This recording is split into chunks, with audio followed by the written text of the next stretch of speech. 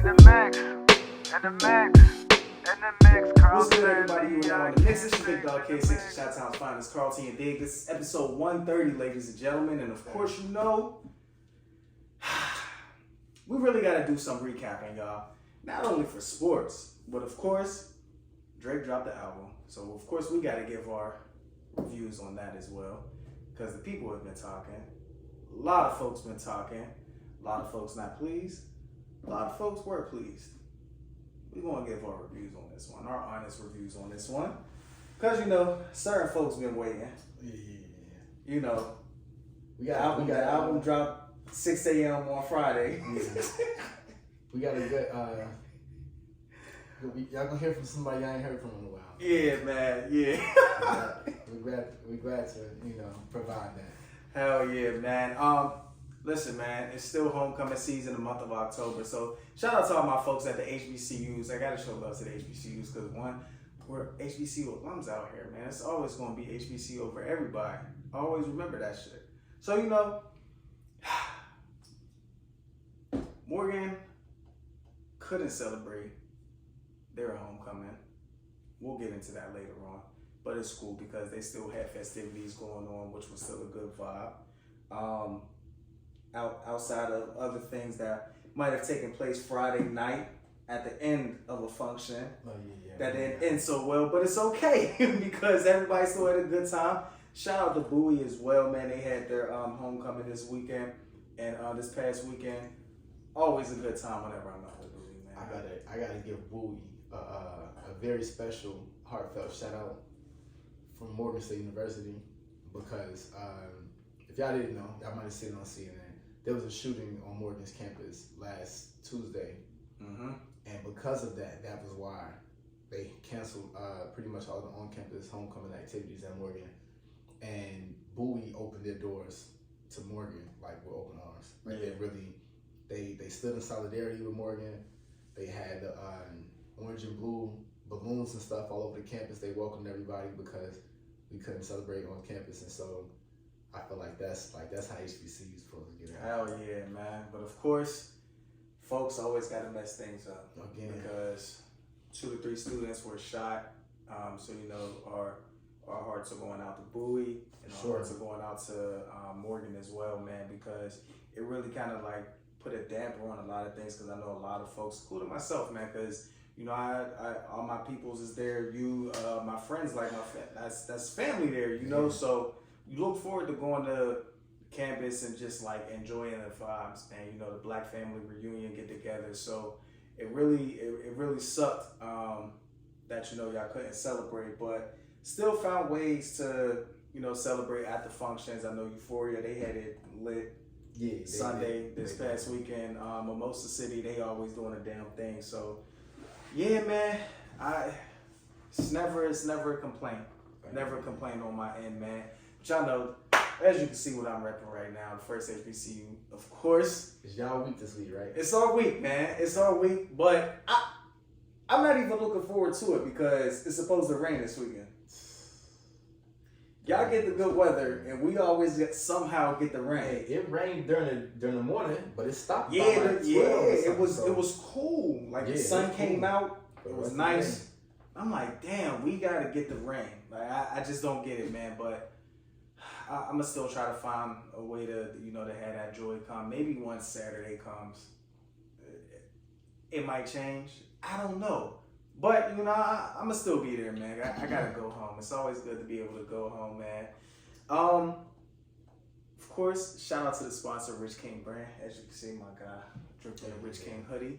And as you can see, what's laid down on the table as well, man. So, you know, we got to jump right into what you mixing up. And we got to talk sports. Got to talk sports. Now, of course, y'all know last week, I had to make y'all think that I was really down on my squad. But y'all know my boys came through like always. That's how they redeem themselves. Like, you feel me, bro? Like I said, I gotta fool y'all sometimes. Like y'all really thought I was going down my squad. Y'all really thought I was going down my squad. And I dare one of y'all to try to troll me and be like, nah, but you was real. I be fucking with y'all. I just need y'all to understand that. And y'all, like, come on, man. I had faith in my boys that we was gonna pull it off, and we did just that. You see, the thing is that Ravens fans, they get real quiet when they team lose. Real quiet, because, I don't hear the birds chirping. I don't hear them chirping. But there has been a lot of chirp around. Damn. With the Ravens. He said he don't hear the birds chirping. I don't hear the birds chirping. Subliminal. Yeah. There's been a lot of birds chirping around that. The Ravens haven't been getting their money's worth with Lamar Jackson. Which, in my opinion, I feel like that's not true. Lamar cannot throw and run downfield and catch the damn ball himself. Listen. Like, Let me tell y'all from the outside looking in. Cause of course I was checking in with Kid 6 and I was watching the game. I'm like, your boys is doing something. Cause it looked like for a minute, Baltimore was gonna win. Yeah. But we already know it's 4 quarters to a game. Yep. It's more important about how you finish the game than it is how you start. So I'm watching the game. I'm watching the Ravens do their thing, whatever. I'm watching the Steelers, they stayed in there. When they started coming back, and this is the crazy part, because like I know, there has been a lot of people saying that, like you just said, Lamar, before he got his contract, they were saying he wasn't worth it. And I was like, the man has never had weapons. So I was like, who do y'all expect him to throw the ball to? Right. And like you just said, he can't throw the ball and run the ball at the same time. And so I'm like, you know what? If he gets some weapons, he'll be all right. I'm just real quick, because we watched this game. There were 8 dropped passes. 8 dropped passes. Say it one more time. There was, what LeBron say, not 1, not 2, not 3, not 4, not 5, not 6, not 7, but 8. 8 dropped passes in the game sounds crazy. So they did like you know how they be doing the advanced analytics and stuff. They was like those 8 drop passes could have accounted for like another like 200 plus yards and 3 touchdowns. Yeah. And y'all beat them by a touchdown. And I'm watching it, and I'm like, I can't believe. So for one, for the people that be like, oh, Lamar, they always want to blame Lamar. I'm talking about you have receivers, these new weapons that they gave them. They were getting open, which is what they brought them there to do. He was putting the ball on the dot, like on the money. Nelson Aguilar is a bum. He dropped an easy touchdown pass. That's what I'm saying. Easy touchdown pass. Easy to put me in the league. I don't understand how Nelson is in the league, but put me in the league. Unlike Aguilar. Because I would, and that was to be honest with you, that was a bad signing right there by Baltimore. I know they was trying to like be, strategic and see if they would have. Yeah. They're not getting. Now I will say they're not getting their money's worth off of Odell, and I knew that was going to happen. You seen that pick? Yeah. So people was blaming Lamar for that pick, and that was good as defense. Not only was it good defense, but for Odell to be as good as Odell is, and they was right at the goal. That was supposed to be a touchdown if you caught it. You got to fight through that. Like, you can't be like, oh, you threw a bad pass. It was like, nah, that defense stopped you from running your route the way you wanted to run it and allowed him an opportunity to intercept it. You as an elite receiver. You know what it is? I think because if he's messing around with Kim, you know how that Kardashian curse is. You know how it is. So if it's true that he's messing around with Kim, that you might want to step away from that. Man. You see how I got Kanye. Yeah, he out here wild. I don't know. I don't know the only person that skipped the curse with was Ray J. Ray J hit it first. That's probably why. Yeah. Ray J hit it first. He put him on. Yeah, you know what I'm saying? So, but I don't know what's up, but y'all gotta stay away from them Kardashians, man. That's all I'm gonna say. They fell apart. Oh, they definitely did. Fall apart. They definitely did. On the money, you catch a phone right, and I'm looking like they gonna blame Lamar for that. And then Bateman dropped one in the end zone as well. Lamar put it at the high point to where anything that if the ball touches, you play football. Anytime the ball touches your hands, you supposed to catch that. If the ball can touch your hands and you are a receiver, especially a weapon that they specifically picked for him, he's putting the ball like this is what y'all gotta understand about football. To put the ball in a place that the receiver's hands can touch it, that's the most you can do as a quarterback. Oh, hell yeah. And on top of that, if you're like a 6'2", 6'3" receiver, come on, man. And you right there. It should be no excuse. No excuse. It's nothing you can do. Yeah, it's nothing you can do about that, man. They gonna blame Lamar, But We first in the division. Yeah, I definitely took over first with that one. And we got a bye week. So, I'm going to just kick back. I'm going to talk my shit. Of course. I don't care what our record ends up being at the end of the year. As long as if we end up beating them twice, that's all that matters. That's all that matters. So, y'all go ahead, keep making y'all excuses, all of that. It's cool. Let's get into it. Now, your team. You know what I'm saying? So, as far as I'm concerned, the season just started. I know I said before, I was waiting for the season to start. It started out here. Those Bears of Chicago. Mm-hmm. They had to go up against the almighty Commanders of Washington. We downed the Commanders in their home. Yeah. I could have went to the game. I should have went to the game. That'd have been a good game to go to. You gotta go to the Chicago game. I've been to plenty of Bears games. I want to go to some of the away games when they play the game. That's smart, yeah. And I should have went to that because they came near me. I could have went. Mm-hmm. But my guys held it down. Justin Fields is looking like how I want him to look.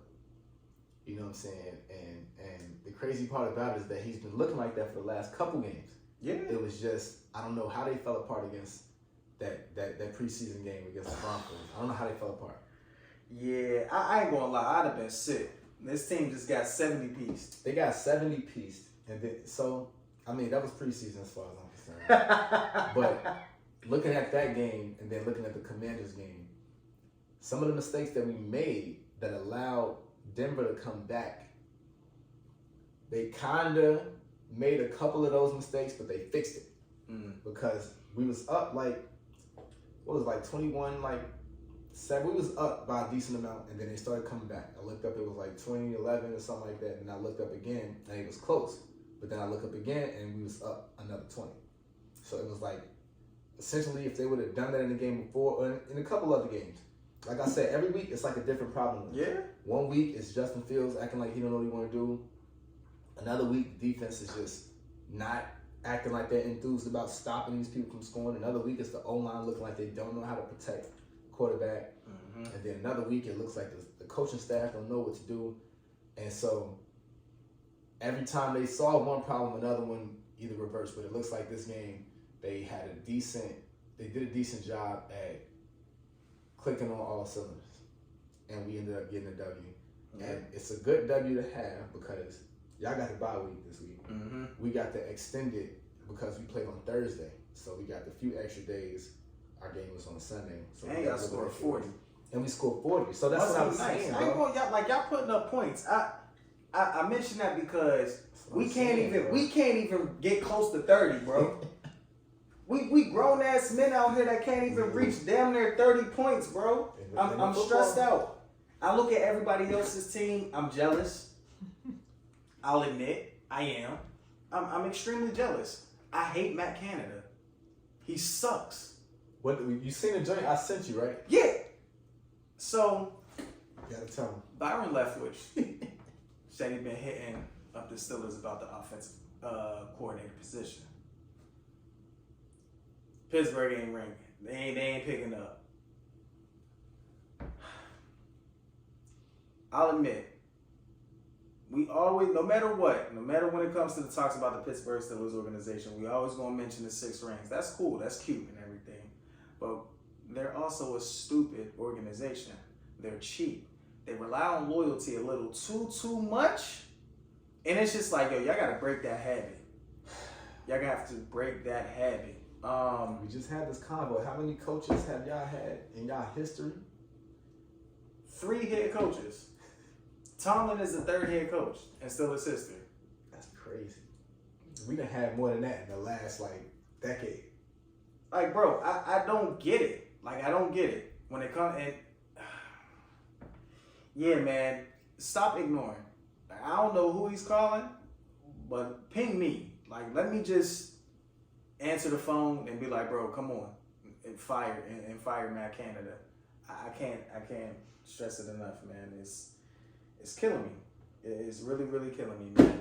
But what the dude saying when Matt Canada was walking in the locker room? He was like, you know, it's not because of you. Yeah, man. He's horrible. He's horrible, bro. He's horrible. But you know what else has been horrible? the Denver Broncos, man. And it's been some speculation that they could possibly like just blow the team up. And what I mean by blow the team up, actually, because the trade deadline is coming up.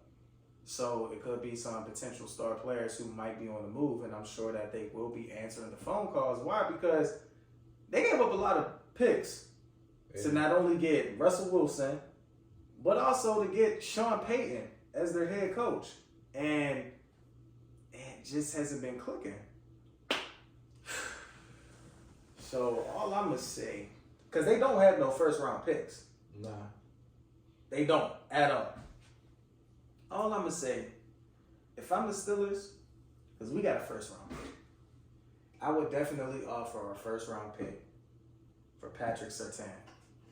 Him and Joey Porter Jr., let me tell you something, man. Patrick Peterson, he been getting torched all season. I'm tired of his old ass. I've been screaming this, and I'm going to keep screaming it until they actually do something about it.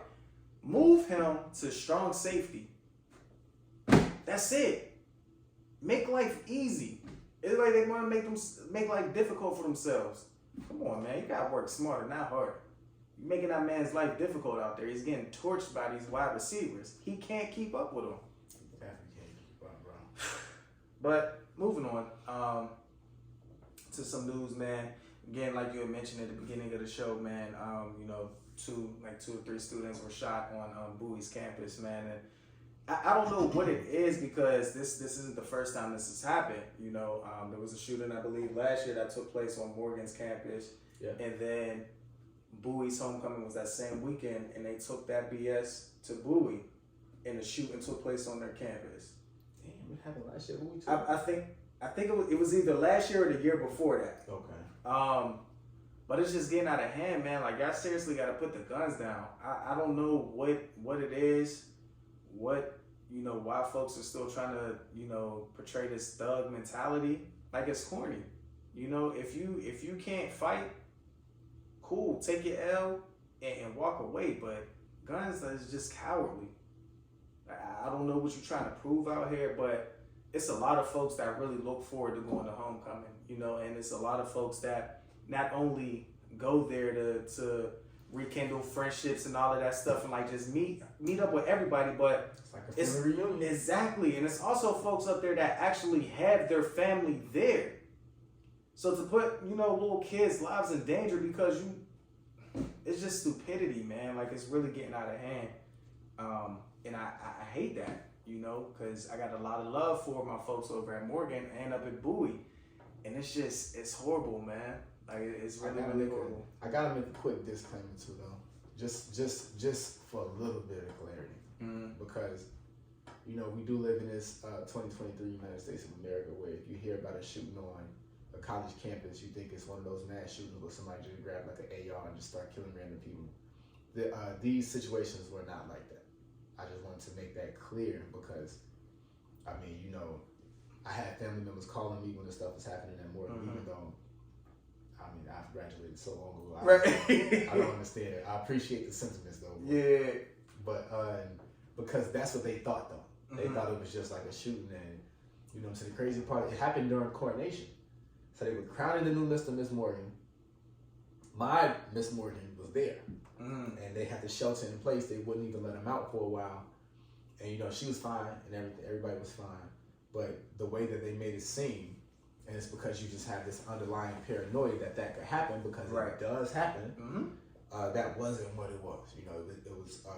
They actually have photos of the suspects and stuff now, because of course they went back through all of the cameras and stuff on campus, which of course is very stupid to shoot on a college campus like that, as if you're not going to get caught, because they have cameras all over that campus that's going on 24/7, and all they got to do is run back the footage like they did, and so they got the video footage of the suspects, and they just waiting on either somebody to identify them or for them to just catch them themselves. But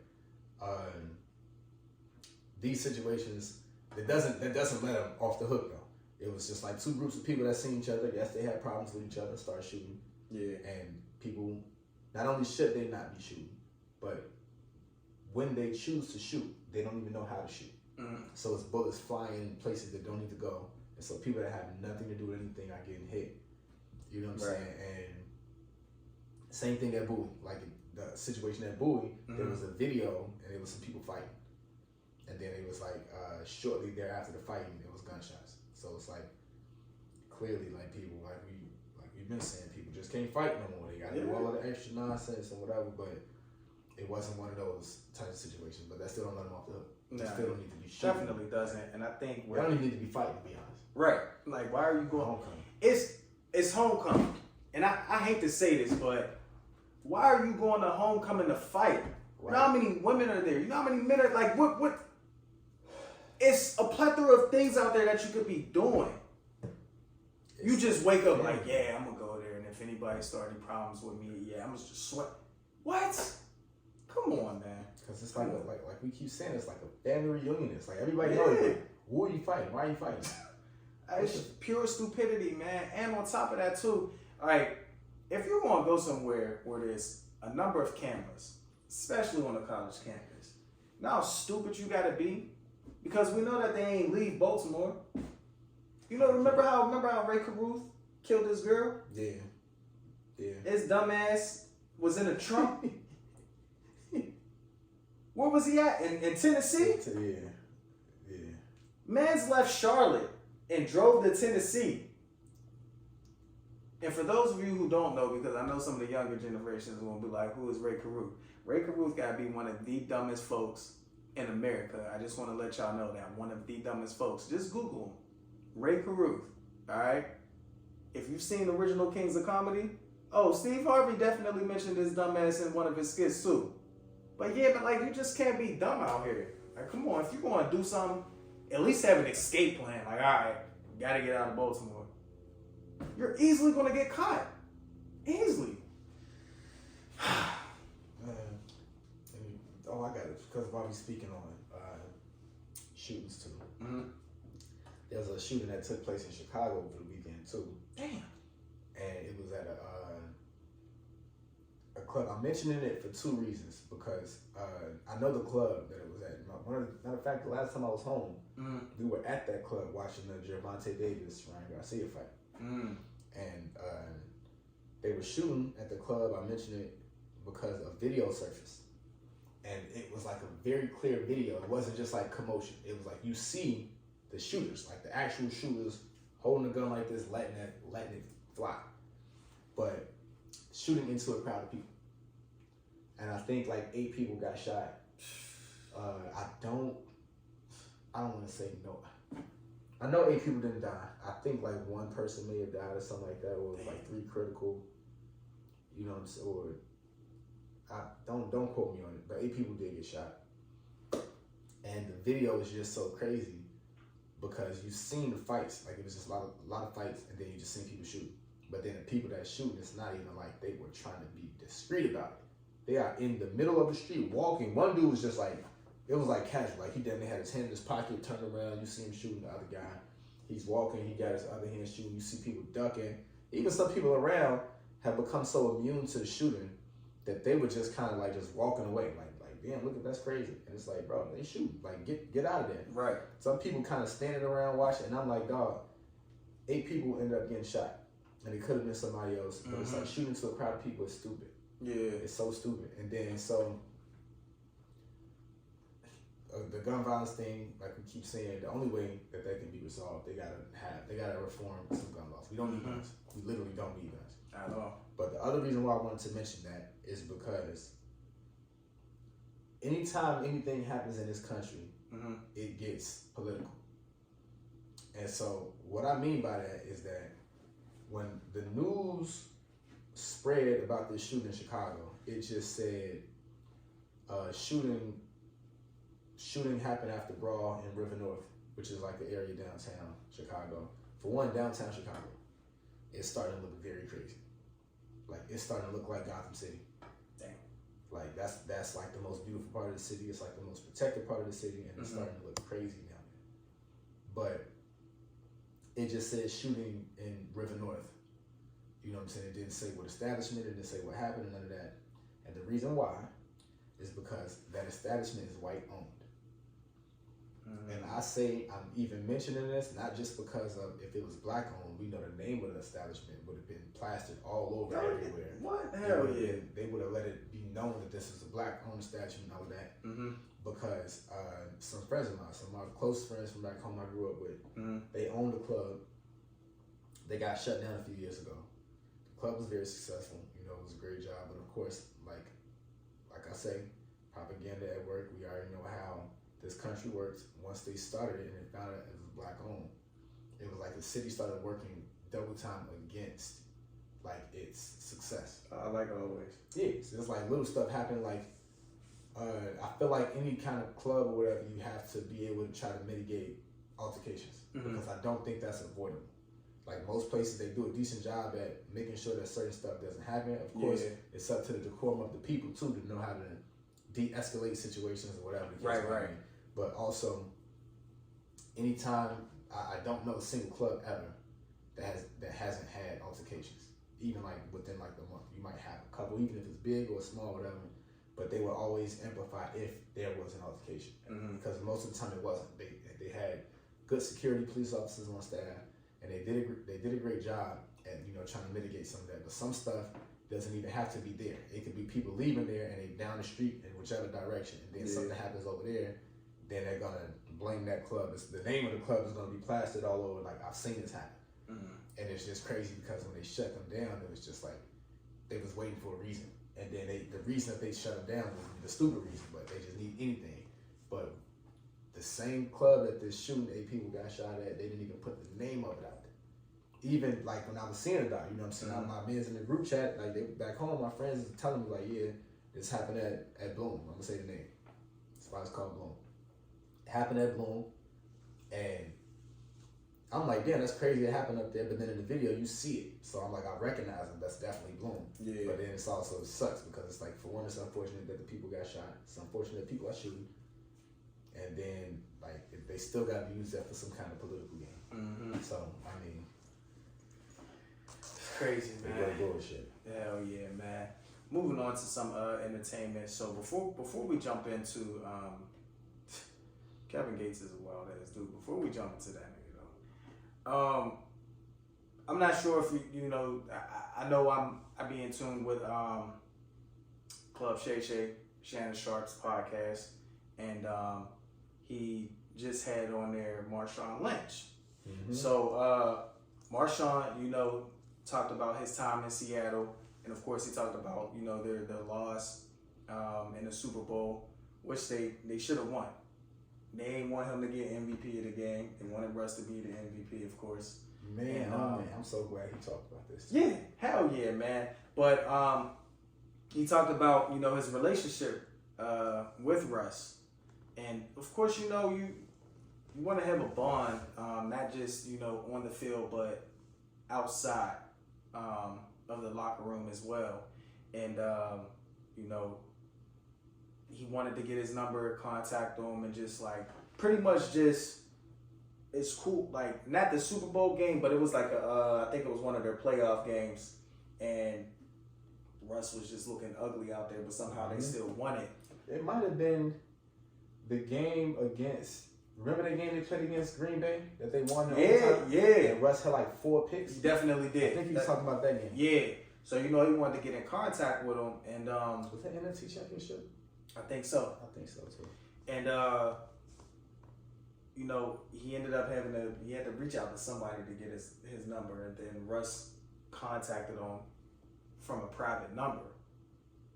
So he ended up calling him back, and pretty much his interaction with Marshawn just wasn't feeling it. He ain't go into too much detail, but it was just pretty much like, it was almost like so why we even on the phone type thing, pretty much. Like, Marshawn trying to extend his hand and just be like, yo, man, I got your back. Yeah, but Russ wasn't on that type of time with him, and it's just crazy, man. It's crazy. One, like, damn, we teammates, and I got to reach out to somebody to get your number. Like, I understand because, like, I call him blocked. Yeah, then call him blocked. Now I can understand for some folks, like with Michael Jordan, he probably was like that with folks because it was just like, hey Mike, man, you know I got my niece and nephew here, man. Can you say what's up? So I can understand why he would do that for him. But crazy part about it was Jordan damn near wasn't even like that. Like Jordan would call his teammates. Yeah. I mean, he did have to get Steve Kerr's number because he ain't had it. He did, yeah. but still, he got it. He called yeah. him. He probably didn't call him a block. Right. But for Russell Wilson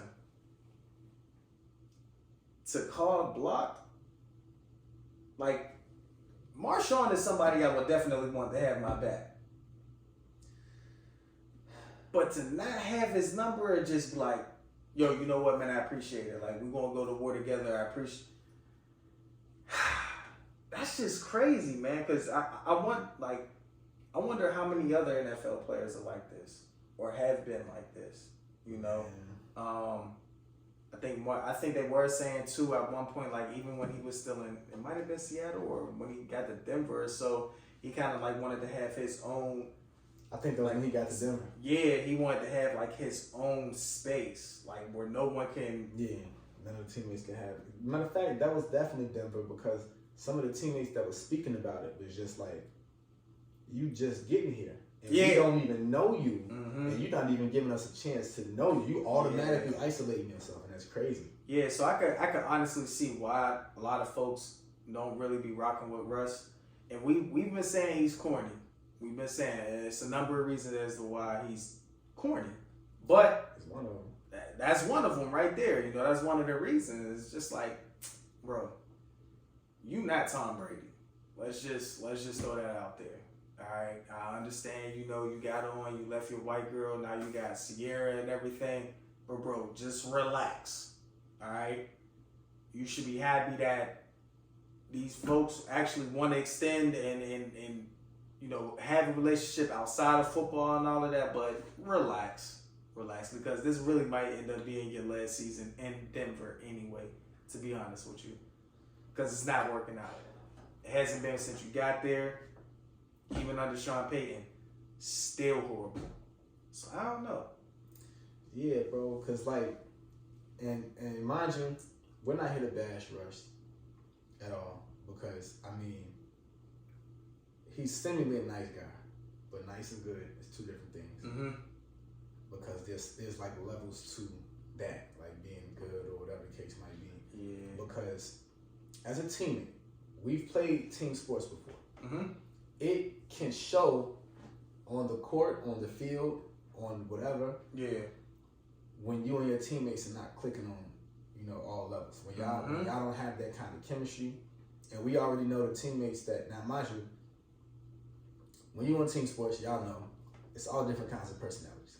So everybody's not gonna click in all the same ways. It's not like you're gonna be going out kicking it with everybody on the team, because some people on the team don't do that. They might do something else, but you can do that with them. You can still talk to them, and when you have that kind of camaraderie, when y'all have that kind of respect, when y'all have that relationship where y'all rock with each other like that, it always exemplifies on the field. Yeah, you can't think of any great teams that didn't have people that was like they really was rocking with each other on and off the field. You know what I'm saying? And it just sucks because a lot of the stuff that, you know, Russ has this good guy image. And it almost seems like now, looking back in hindsight at a lot of moments, it's like he's trying to protect that image more than he's actually trying to go out there and be a great teammate and win certain stuff. Because what Marshawn was saying, it's just like, you remember that Legion of Boom. We remember that Legion of Boom squad. They were nice. And they was nice quick. Yeah. And then you realize, like, you know, Russ was young. So he was just coming in the league, whatever. And it was like, before he got, like, a lot of the fame that he got. That actually was the reason how he got a lot of his fame.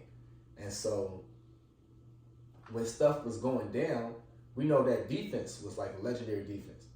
So that was like the main thing. And the people on the defense, they was clicking.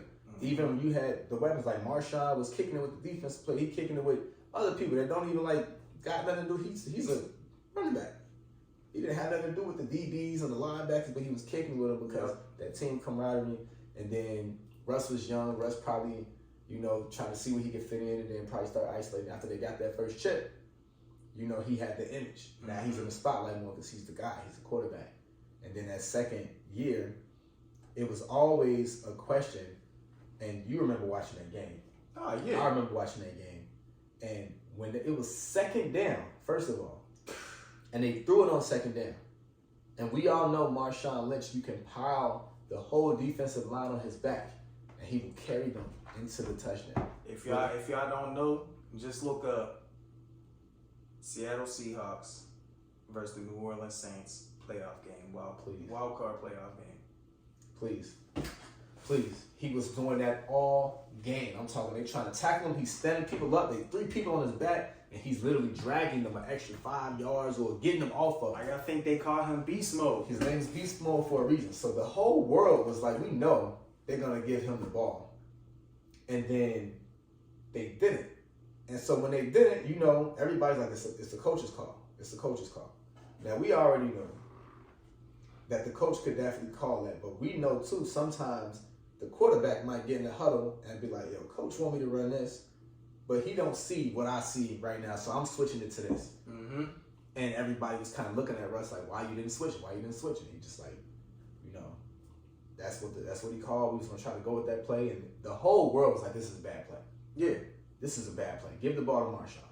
It was like they handed New England. They handed him to the Super Bowl. They handed him the Super Bowl. They handed him to, and it was, and so the craziest part about that too is that we seen, again, propaganda from the jump. That was the season when Marshawn was doing the whole, I'm just here so I don't get fined. He's not talking to the media. They was doing the most with him for no reason. And Russ had the good guy image. So it was almost like the NFL was like, yeah, he don't need to be the Super Bowl MVP. Right. If he runs that touchdown in, first of all, he scored the first touchdown. If he scores the winning, and he was rushing all through the game, he scores the winning drive, he would have, hands down, been Super Bowl MVP. Yep. But Russ had also thrown like a couple or something, or one or something like that. And if he would have thrown it, he probably would have got it. And we know they wanted him to get it. And so you try to switch up the play to put him in the opportunity to get it. And the crazy part about it was that a long time ago, some years ago, Marshawn spoke on this. And he was just like, he kind of had confidence in him, at least, because he just like, he said when he was in the huddle, Russ like, all right, you know, this is the play that we gonna do. What's the coach name? Pete Carroll. Pete Carroll. This is Pete, and everybody was looking like, okay, when Russ said the play, everybody in the huddle like looked at Marshawn, and Marshawn looked at everybody else and was just like, that's the play. Then you know the most we can do. If he's not gonna switch it, he's the quarterback. We gotta run the play that he's gonna do. Mm-hmm. We can't be like, yo, you're running this play. And so when they ran it, and then when it didn't work, everybody's like, we knew it wasn't gonna work.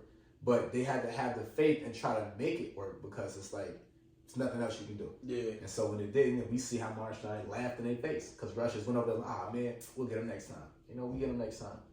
It wasn't no next time. It definitely wasn't. Because after that, it was a wrap. It was a wrap for that whole squad. And it was just it was just the fact that, like I'm saying, when you know stuff like that happen and then you know some of the backstory and then you see now how like teammates have been talking about him. And somebody showed a clip of Russell Wilson speaking about Marshawn. And he was speaking, like honestly, he's speaking very positively about him.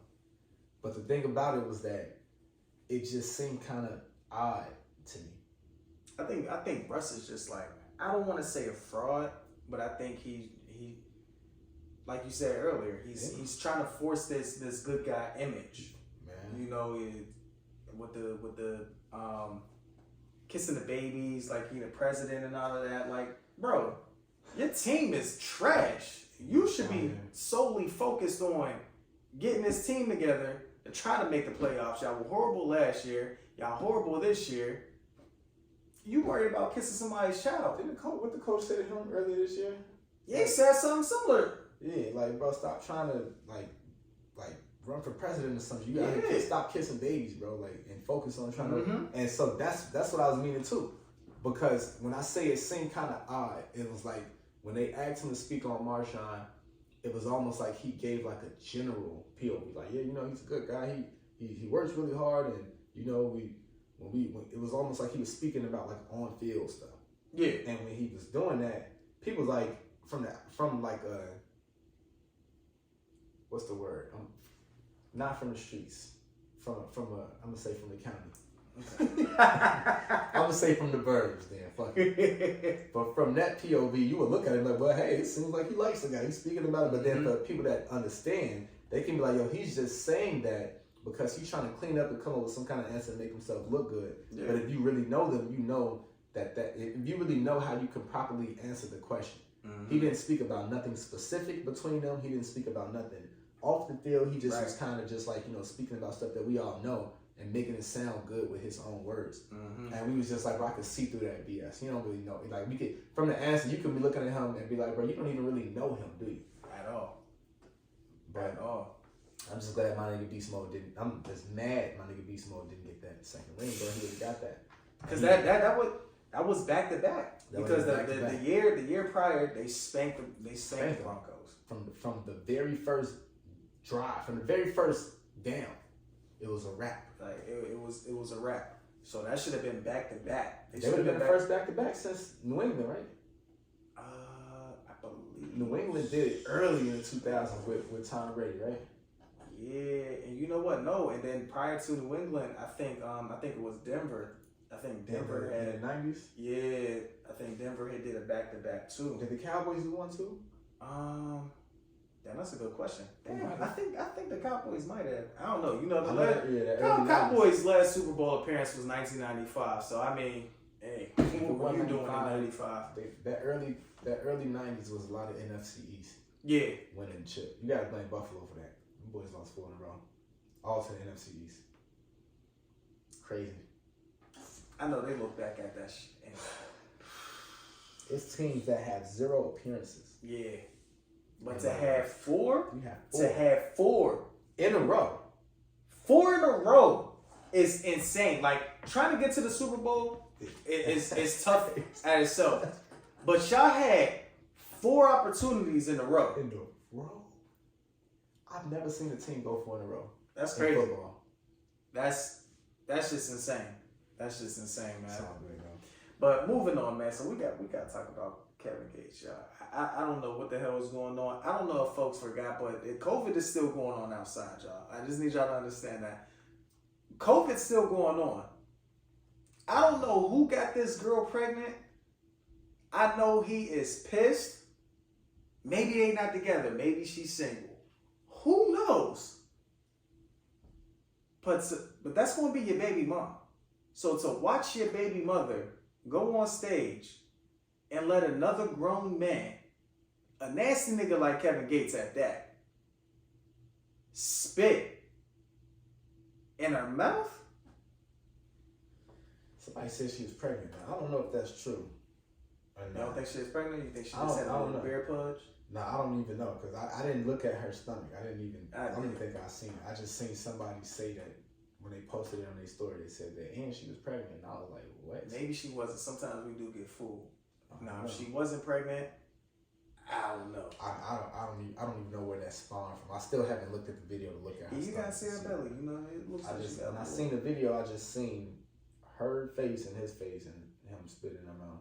And then I was like, all right, he a wild nigga and she a wild joint. What would make... I really just want to sit down and ask her, like, what would make you want to, like, I'm pretty sure on your bucket list, it didn't have Kevin Gates gotta spit in my mouth. She probably into that, and then you get the opportunity with Kevin Gates, and she just gonna go. And hey, people be out here wild. There's some wild niggas out there, her and him. I'm still confused as to what. Kevin Gates is a wild dude. Mm-hmm. Kevin Gates is a wild dude. I don't know if that's the kind of person I would want in my crew. Like, I feel like he was scared of women away.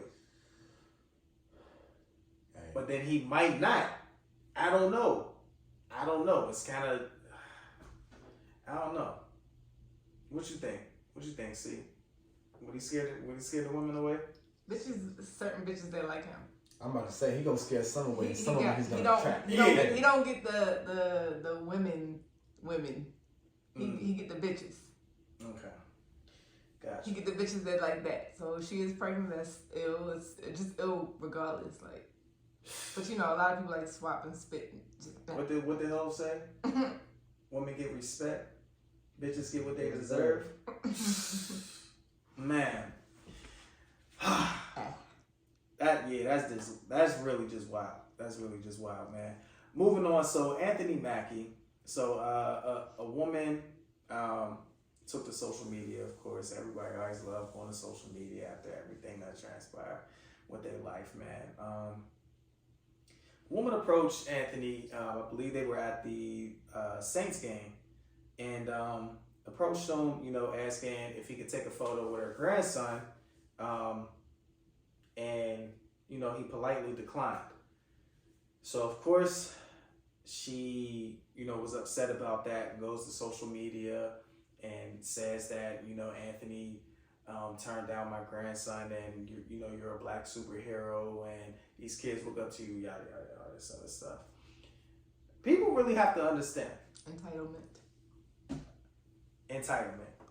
We've talked about entitlement so many times, and people truly gotta understand these celebs. They go through on a day-to-day.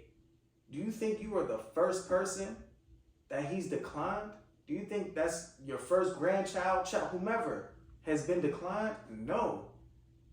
He doesn't have to take a pic with you. People really have to understand that shit. Like, if you come up to me respectfully, I can decline.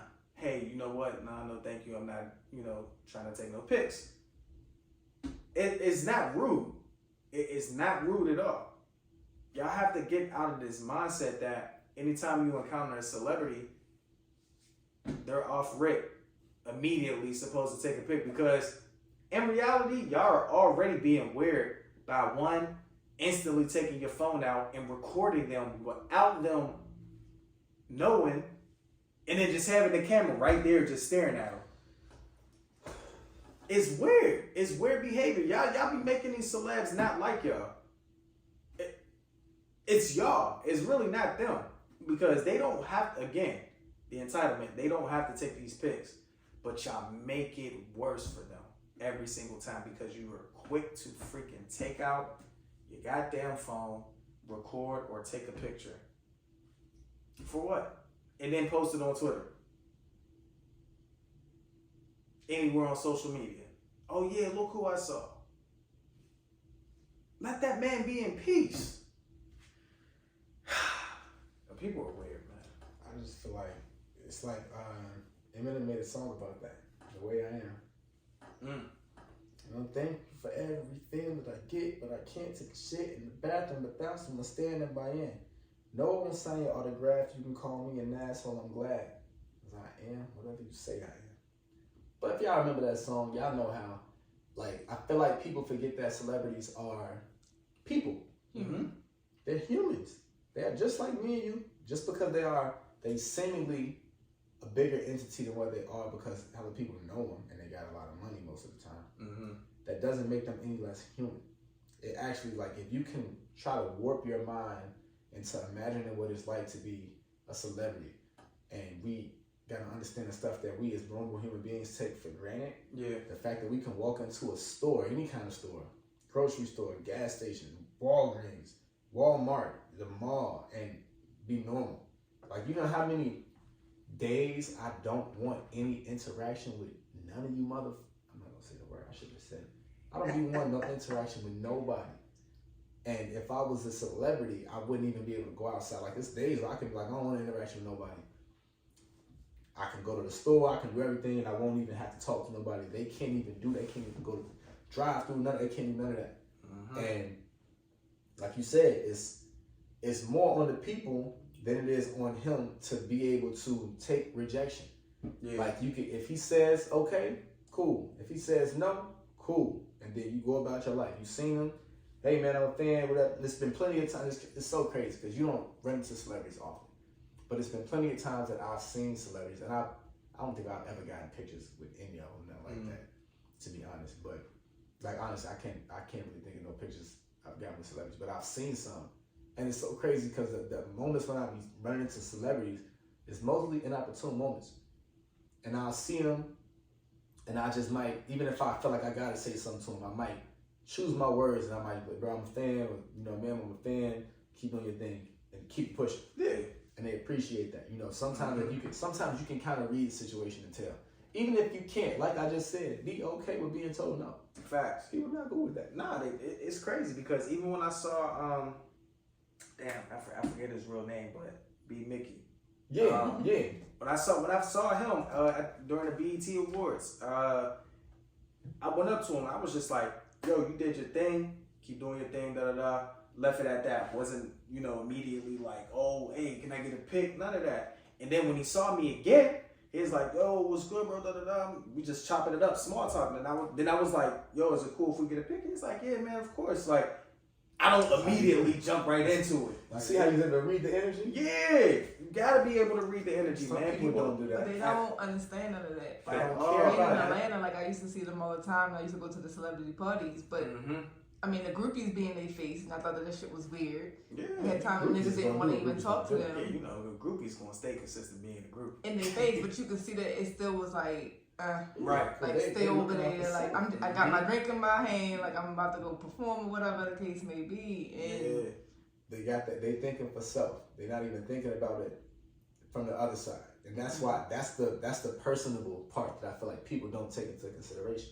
You're looking at a situation only through your eyes and receiving whatever you want. Yeah. You're not looking at it from a possible other human being who's human just like you, and understanding they might not want to be bothered with nobody. They are a celebrity. This happens to them all the time. I might just need to relax or whatever. Cause like even what's a random time? I can't even think of the lady's name, but she was in The Wire. She was one of the police officers in The Wire. I think she was the one that Weebay shot. And she was in the shot. The kid in the shot. What was the homie name from that was in the NWA movie? Whatever his name was. Remember he got killed on the shot. They killed his character off because he had some off-camera shit. But the lady that played his mom. Okay, yeah. Because remember, both of her sons got killed in Chicago, and she was like, "I'm leaving this city." Whatever. But I seen her at like some random taco spot out here before, and even when I seen her, I was like, "Damn, I'm a fan of hers from The Wire, 20 years ago." So. And I'm like, mind you, she's in there with somebody, they chilling, and she's being normal. Like it's not like everybody in there like, "Oh my God, you the lady from that thing." Like, but she's chilling, she's eating a taco, she having a good time. And even then, I just walked by and I was like, I know, like, I don't want to disturb you, and I just want to let you know I'm a big fan, you know. Yeah. I live in Baltimore. I've been a fan of you since The Wire, and I'm from Chicago. I'm also a fan of you on the shot. Keep doing your thing. And she just smiled at me and was like, "Thank you so much," whatever, shook my hand. And then I was out of there. I'm not trying to take too much. I'm like, what do I look like while she's in there eating, having a conversation? Yo, can you take this pic real quick? Like I think that's the most annoying thing you could ever do. You see somebody eating. Matter of fact, I'll give you an example, man. This is when I was living back in Pittsburgh.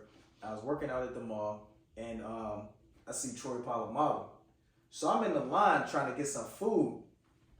And I thought I had to do a double take because I thought I was tripping because he had all of his hair tucked in his hoodie. Had his hoodie up and everything, so he chilling just eating.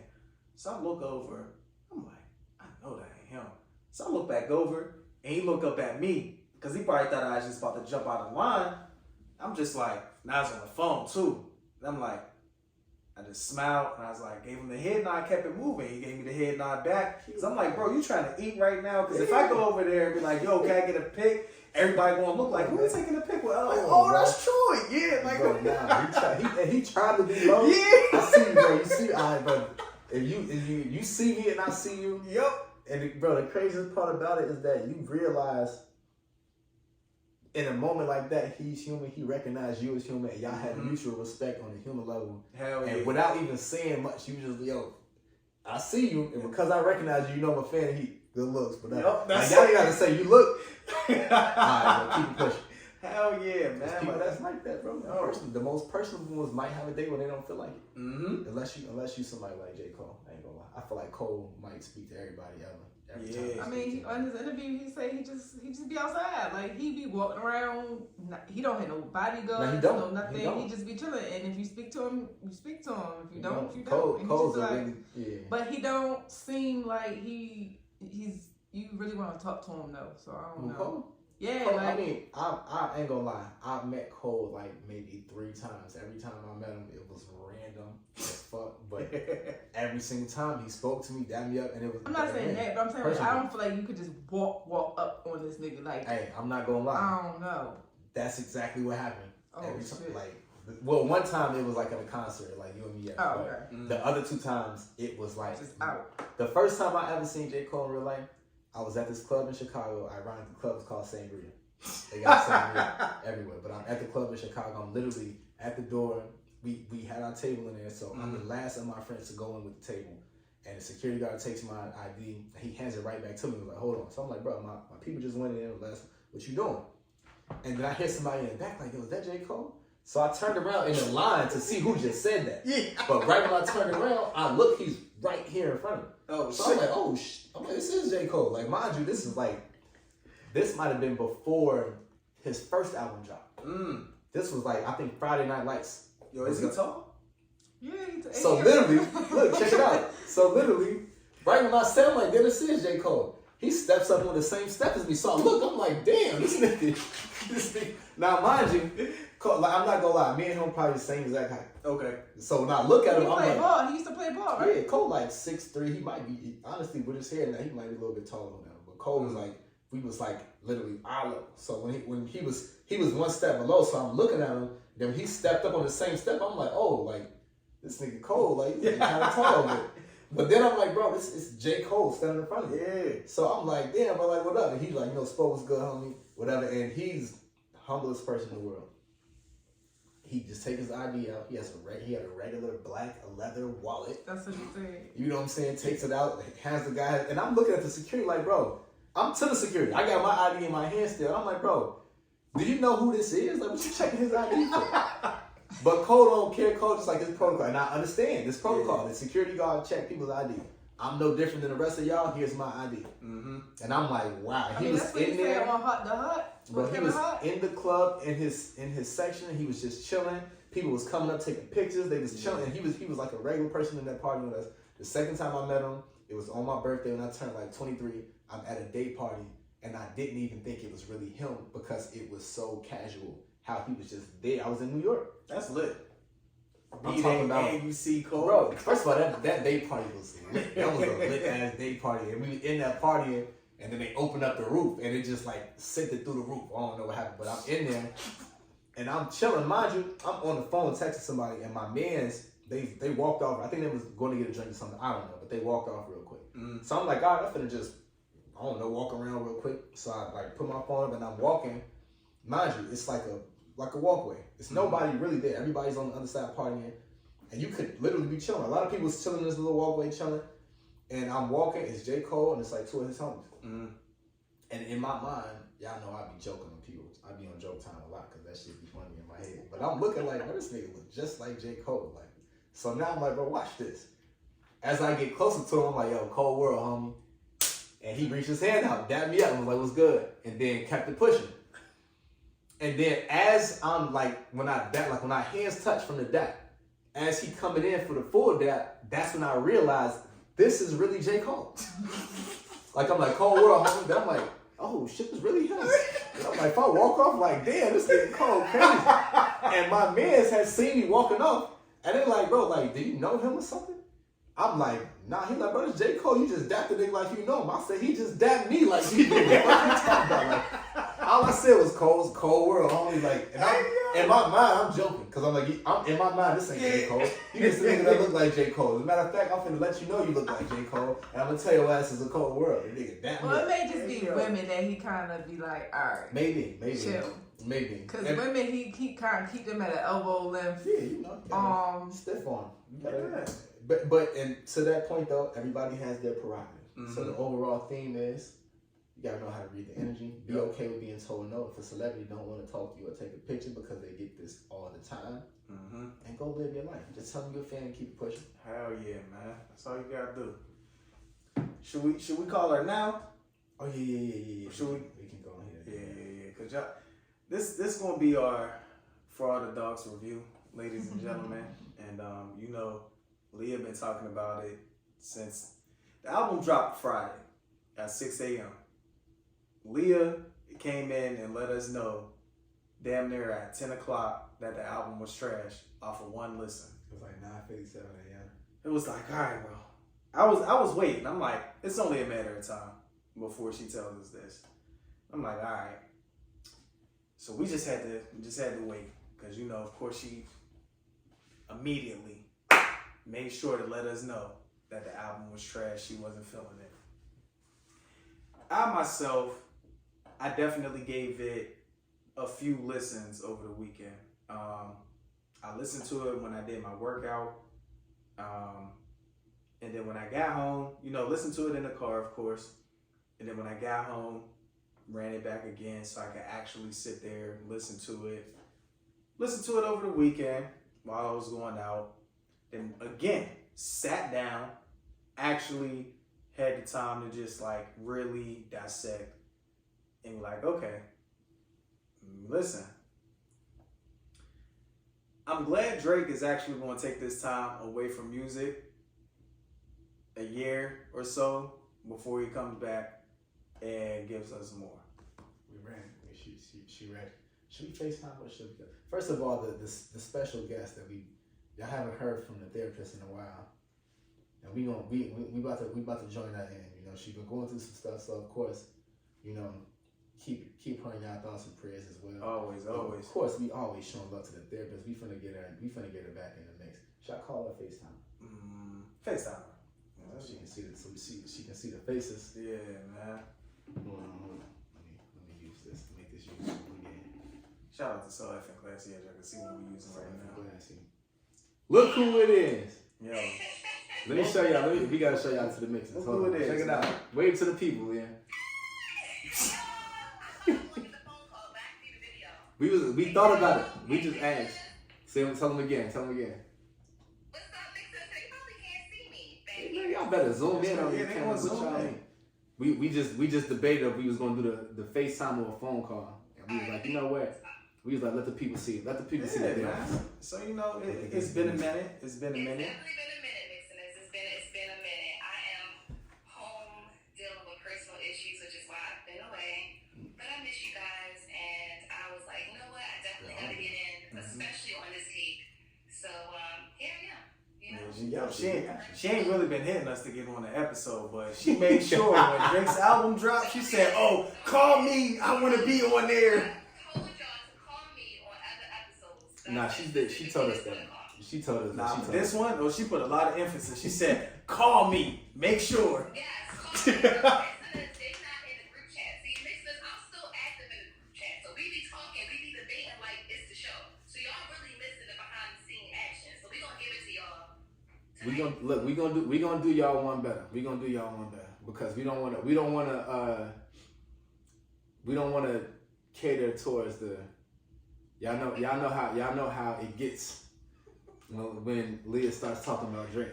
Hey, So we gonna extend our thoughts first, Yes. yeah. and then we gonna let her do her thing. Mhm. Kid Six just gave a bit of his synopsis. Would you care to know what he just said? Yeah, I was gonna wait for you. Alright, cause she been waiting for this. So like I said, I gave it a few listens from when I was at the gym, and of course, I'm at the gym, so I'm focusing more on my workout, but I'm listening to the music, but not really listening. So then when I get in the car, play it back again, listening to there. Of course, it's just a quick travel. So when I get home, unwind, decompress, do what I need to do, and I actually sit down and I give it a listen. Okay, cool. Let me hear, see how it goes when I'm, in the car, whenever I'm going out. Finally, I'm like, you know what, Sunday, let me actually give it a full go around one last time. Now, this is where, before we made the call, I said, I'm glad Drake is stepping in. Y'all know me. I'm a Drake fan. I'm not a fan of his corny antics, though. If y'all want to talk about corny, that is also a corny nigga, okay? I'm not a fan of his antics, but I'm a fan of his music. I'm glad he's stepping away for about a good year. Please, when you come back, I really hope that we actually get some good music. I feel as though with Drake, because he's 36, about to be 37, right? No, he's 40, right? But y'all be saying I'm 40, so he's 40. You older than him though. Nah, you are older than him. No. By like 2 months. Nah, it's cool. About one. About a month. Like, he's October baby, right? So Yeah. about a month. He's October 40. very young. So continue. He's 36, about to be 37. right? And my man's really like when you sit back and you really look at the stuff that Drake does outside of music, you could tell that Drake was never really accepted growing up, even back home in Toronto and all of that. You could tell that he was never really accepted. He was never like he was trying to see where he would actually fit in. I mean, a guy again, he's about to be 37 and he's trying to act like he's a gangster and all of that. Like, bro, calm down. Like, calm down. You're not that, right? He spoke on that on the album too. Yeah, he definitely did. Y'all turned him into that. And I just like, bro, that's not you. Drake is everything. Like what Drake does, he does everything that he was not accepted with, if that makes sense. So, of course, he does everything he does with the women and all of that. He loves that. Why? Because he probably was not getting that much play back at home. And then when he got to the U.S., he wasn't really getting that much play then until he really blew up, right? He a lover man. He a lover boy. Yeah. So certified lover boy. Hell yeah. So he does all of this stuff. And then now that he's like, he's about to be one hit away from passing Mike, right? This one probably is going to do it, I ain't going to lie. Yeah. But okay. And he's down there, a billionaire? For him, again, because they're on different tax brackets, they could do whatever. To us, it'll always be funny. Like we was talking about the groupies earlier. Groupies is going to do what groupies do. A millionaire, whoever, if he got money, he going to always flash the money. Why? Because women is just going to flock to that. It's like little pigeons. As soon as you throw bread on the ground, they just scatter and come around, right? That's what they going to do. You going to flaunt your money on them. You want to tell that they want something, BBL, whatever, titty, face, whatever it is. They're going to be right there. He going to be right there to do it just for you. He going to pay for it. He going to pay for it. Drake, and I had to really understand that, like, being a fan of his music, but then, like, observing this man outside of, like, his music and really just understanding, like, bro is really corny. Like, he's really corny. So I really had to sit back and I'm like, you could have left the track with Lil Yachty off of there. That shit was ass. But he curated the album, so no, he couldn't. He was a big part of this project. Yeah, trash. He was on, Yachty was on tour with him. Yeah, he was a big part of the project. Yeah, I hate Lil Yachty because he sucks as it. Like, he's horrible. The Bad Bunny track, trash. He has a good number of skips and a few good listens. The ones that I really had on repeat for real was the track with Cole. That's been on repeat. Members Only definitely been on repeat. I don't know why, but yo, like, what is it? BBL Love? The interlude? Yeah, that should be having me weak, but it's funny. I've been having that because it's hilarious for real. That's shout out to Top Dollar with the smooth vocals. What was it? The Bahama Promises. Yeah, Bahama Promises. That was boring, but I mean, if you've ever been like on a vacation and somebody, you might not be able to. Yeah, if you've ever been on a vacation and you've been with somebody who just knows how to ruin. Pinky Promises. How old is he? Like, wait. I'm about to say the hate. Yeah, look again. I'm mentioning everything that what Drake was corny doing. Like, he wasn't accepted doing then. He's just gonna still do it regardless. 8 a.m. in Charlotte, fire. Definitely had that on. Definitely had that on repeat. I'm trying to think. And what's the last track on the album? Yeah. That. And I rocks with that. Other than that though, there are a good number of skips. And how many tracks is that? You named about 5. I think either 5 or 6. That might have been 6. 23 tracks. That's Yeah, he has 23 tracks. And again, I spoke on this beforehand too, like number of episodes ago. And I think, matter of fact, when we were talking about Certified Lover Boy, when that album dropped, I think and I voiced this before, and I even said it about Lil Wayne, because Lil Wayne is also one of my favorite artists. I think because when you get to a peak in your career where you're just like, you could do whatever. We all know how mixtape Wayne was. We all know how Carter Wayne was and all of that. He was going crazy. Then he steps outside, starts producing other things that we weren't used to, but it was just like, he's going to do that. Some rock and roll. Drake is internationally known. He has a variety of a fan base to the point that he's not going to care. So if the black fan base isn't going to like it, this white fan base is going to like it. The whomever, whatever race it is, if it's not black, they're going to like it. So and it could be mid to us. We already know how we get when it comes to grading somebody's shit. Oh, that shit was trash. Oh, it was mid. Well, it's borderline trash. Like yeah, you know, borderline trash. He's going to do that. And I think for him, he's just at a point to where some of his shit has just been lazy. It's just like, oh yeah, I could go ahead and put this out. Y'all still gonna rock with it. Would I say this is an album that really should be surpassing Michael Jackson? Hell no. I would not. And I'm surprised it even got to... let me not say I'm surprised. I'm not surprised just because of his fan base. That it would be able to push to that. And I think because if it was mentioned that whatever he drops, this will be able to push, so of course they're going to try to push him to that so he could surpass Michael Jackson. But as a fan, I've heard better projects from him. I've heard better projects. Rating this a what, Kid Six? In here is clearly. What, out of 5 mics? Definitely giving it a 2. We agree. 2 out of 5.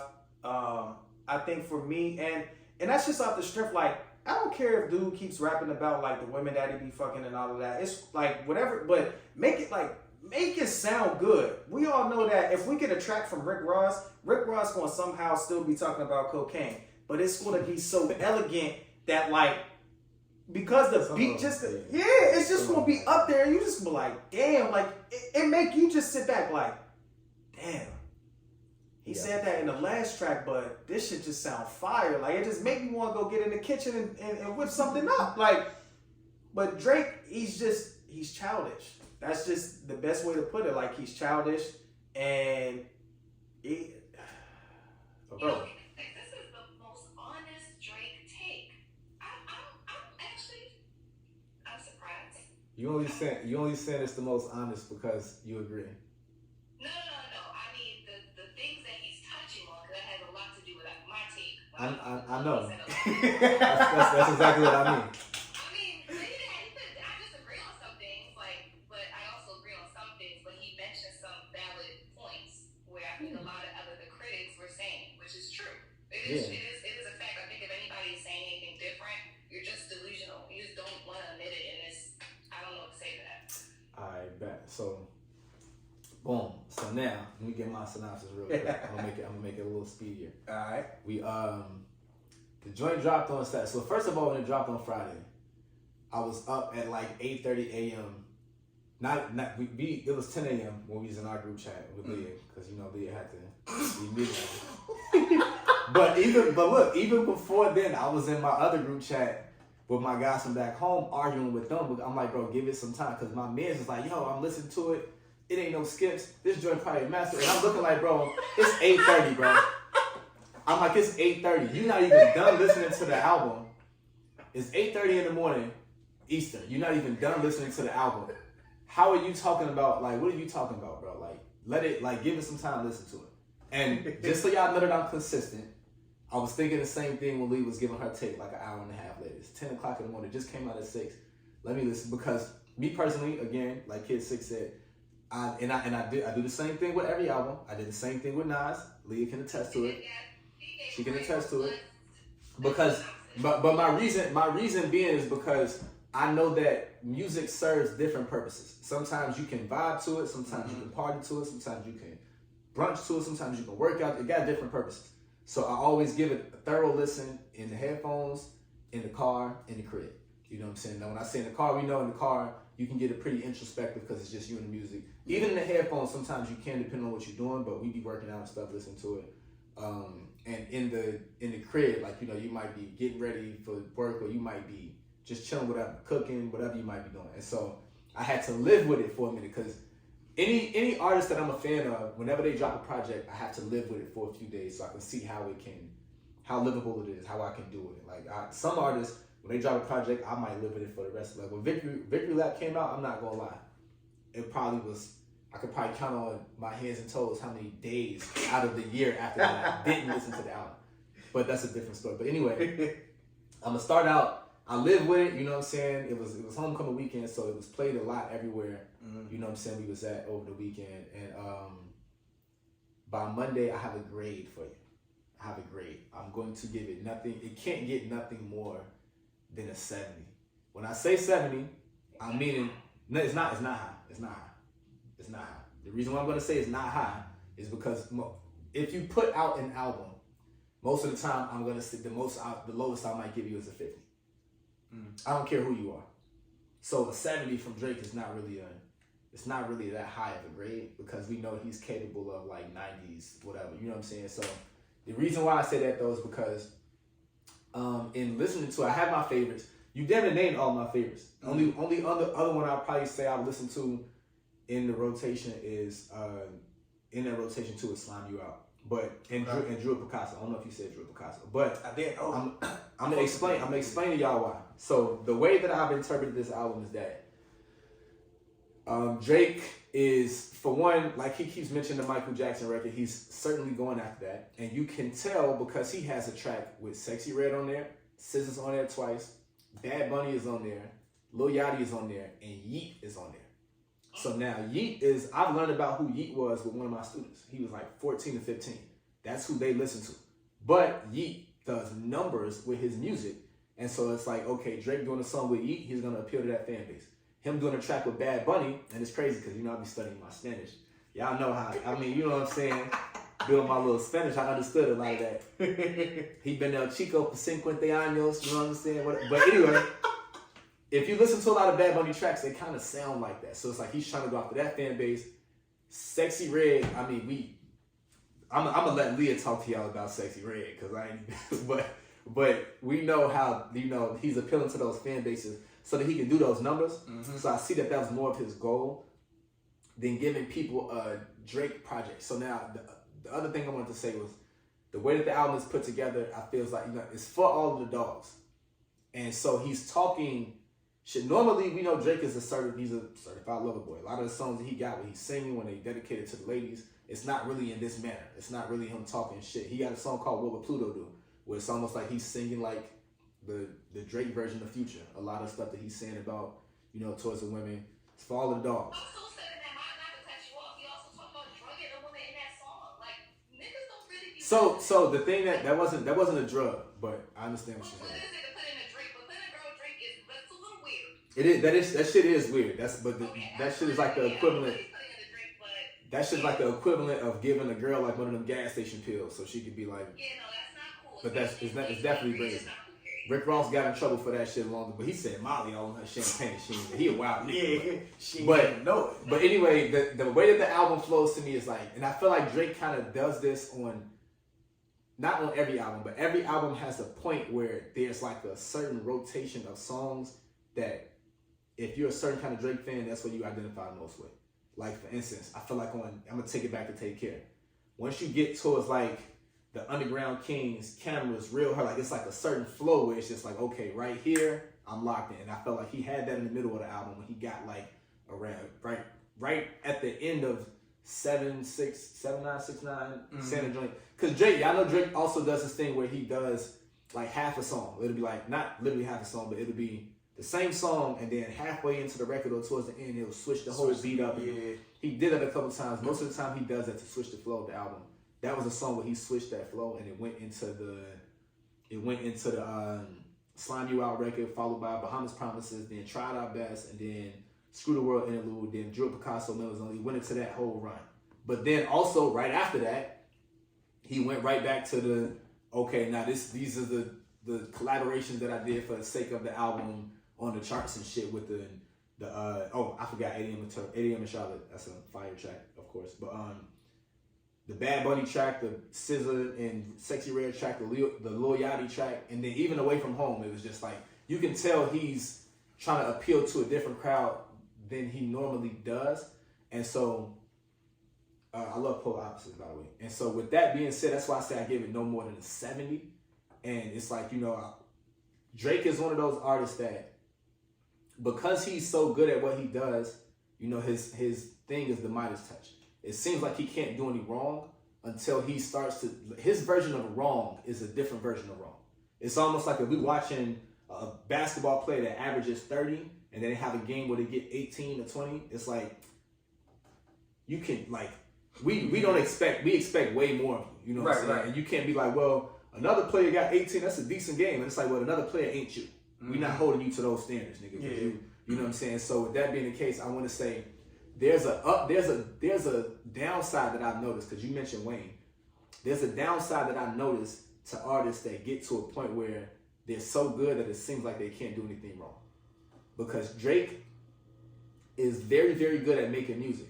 All kinds of music. To the point where it's like you can put him on a track with probably anybody in any genre and he can make a hit. The downside to that is the exact same thing. It's like a catch-22. You can put him on a track with Jay-Z and J. Cole and it'll be fire. Yeah. But then you could put him on a track with Lil Yachty or something like that, or Yeet or some shit like that, and we're not gonna like it because we don't really like those artists. They're not for us. But the people in those demographics, they might like it. But Drake is seeing all sides. So he like, I'm gonna do a track with Cole and I'm gonna do a track with Yeet. And we like, nigga, don't do a track with Yeet. I didn't even know who Yeet. I don't even know who Yeet is. Not for Drake, and the crazy thing is the features. Every feature carries him on his own record. Like, Cole for sure. First shooter for Cole, not Cole for sure.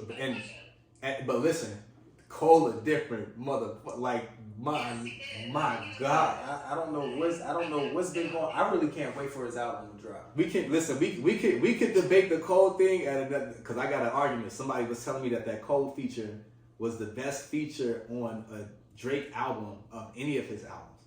So we kind of got into. I don't know, but we can. You might know a couple of. You know the Jay-Z features.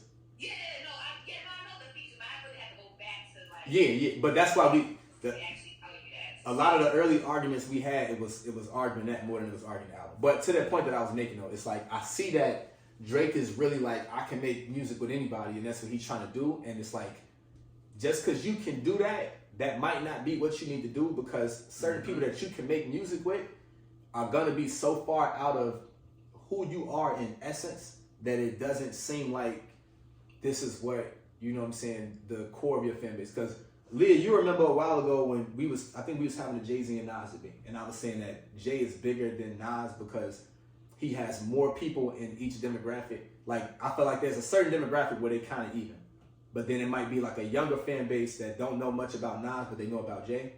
I feel like with Drake, he's trying to cover all of those bases, but because the people that's been rocking with him, that kind of grew up with him, you know what I'm saying? Like, he's trying to appeal to a fan base of people that didn't really grow up with him now. And so now the people that been rocking with him. His primary, I mean, not primary, I should say. We could say primary. At this point, we could say primary because this is the fan base that's been with him the longest. You know what I'm saying? That's true. And so because of that, it's like the growth, and this is, and I'm gonna stop on this point, and then I'm gonna let you speak, Leah, because I know you want to speak about Joe, because I got something I want to say about Joe Budden too. Shout out to Joe Budden. But the point that I was making is that the way that we would want Drake to progress, he hasn't necessarily progressed entirely in the way that we want him to. It's not necessarily a bad thing in some aspects, but it's like when you see an artist that's as good as Drake is, and you just like, damn, he can make this kind of music even when he's singing and when he's rapping, and he got this kind of like vibe on these tracks.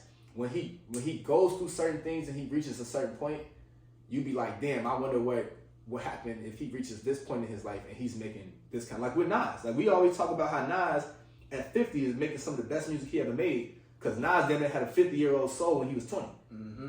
So now that he actually has the experience of a 40, 50-year-old and he's putting it into his music, it's like, damn, this is exactly how we would have wanted.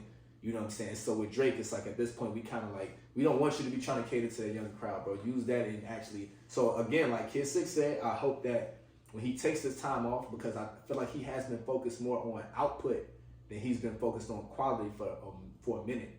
You know what I'm saying? I still got my favorite tracks on the album. You know what I'm saying? But I want him to focus more on that though. But Leah, the floor is yours. All right. I agree. Okay. Well, okay. See, that's actually fair. I would take it 70 and how you know spend the 70. Because if you just said a 70 out your explanation, I would have thought you were absolutely insane. Mm-hmm. But okay, I'd give it a 2.5. I mean, a 2 out of 5. Yeah. My 70 being a 2 out of 5. Even the highlights for me, personally, I'm really a rappity rap fan. I don't think people know.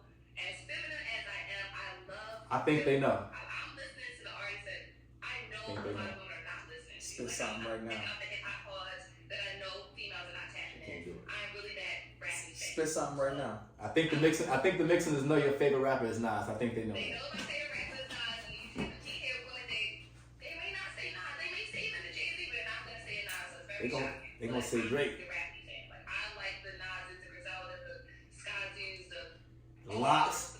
Go ahead and say it, Locks. Those kind of artists. Go ahead and say it, the Locks. Yes. LOX. Like, these rappers. So I'm not gonna say I like Drake. I think he makes some music. I feel like I'm questioning now as I'm older. Has Drake always been mid to good, or have I outgrown his music? I think that's kind of where I am. And listening to this project, I had to ask myself that question because I think it's fair to say that he's been giving us similar content for the span of his career. If he's not talking about, and here's my thing I was trying to say in the chat. I don't care about necessarily Drake's single life, what he's doing. If he want to have sex with 25-year-old women, have at it. You know, Nas doing it. But I'm not even, I don't care about that. My thing is his misogyny, his interactions, how he treats women, and his perception of like this godlike complex that he has with them. Like, for example, he often talks about doing things for women. I feel like if they're not doing things he wants them to do, it's like, I did this for you, I'm taking it back. Like, it's just. Can you give us an example? He has a very weird relationship with women. It's never healthy. It's always toxic. He's not giving us. I feel like with the youth, if he's not even speaking to us anymore, give the youth something to like to sit with if they in relationships because they're navigating this life as young adults. So they may have some trouble with relationships. I feel like Drake is not really giving any real life lessons for them to sit with. Hey, I ain't gonna lie to you. I don't want to cut you off real quick. I ain't gonna lie to you though. If he did that, they would not listen to him. But see, that's why I'm going to get into the Drake is a victim of his own success, and Yeah. I wanted to tap into that. Yeah. But I feel like he's giving us music for the moment, but it's not after you listen to it. There's nothing really to go back to. It was all the tracks I was listening to as I was getting ready, as I was, driving. I'm like, damn it, 23. Like, Was you in the gym with it? Did you get the gym with it? I was like, fast forward, skip. Like, I'm just over it. It wasn't one of those, how you listen to a record where it's like, it's so good that you can't even get to the other songs because you keep replaying that one. Mm-hmm. That wasn't it for me with Drake. It was a skip. Oh, J. Cole fire. Okay, skip this. It's boring. Like, it was just so cool to get through that album. It really was. And I was like, it reminded me of like the CLB too. I hated Certified Lover Boy, and I'm like, can it get worse than this? I'm not going to count Honestly Nevermind because like this poor effort of a dance album to me. But this one is by far, I feel like Drake's worst project. And outside of just the misogyny as a woman, I don't understand how today we can enjoy the music as a woman. Like, I personally, he's not talking to me. He's not talking to me. I'm not Drake's type. Drake is not my type on all fronts. So I'm not the woman who like gotta give me money and I'm this college student. I got nothing going for myself. I got low self-esteem and he's not talking to the woman like me. But as a woman in general, just hearing how he talks about women, I just cringe. I'm like, I don't know how women are enjoying the music today. And it makes me think about Push's, your lately your music is angry, and he wasn't lying when he was saying it. I'm like, yeah, it seems that way. If it's not about the women, and failed relationships is about cheap subliminal shots and industry beefing, and then you get on these like doing stuff with the younger artists and you're not even doing it well. Like I said, your features carried you. It was just beyond that.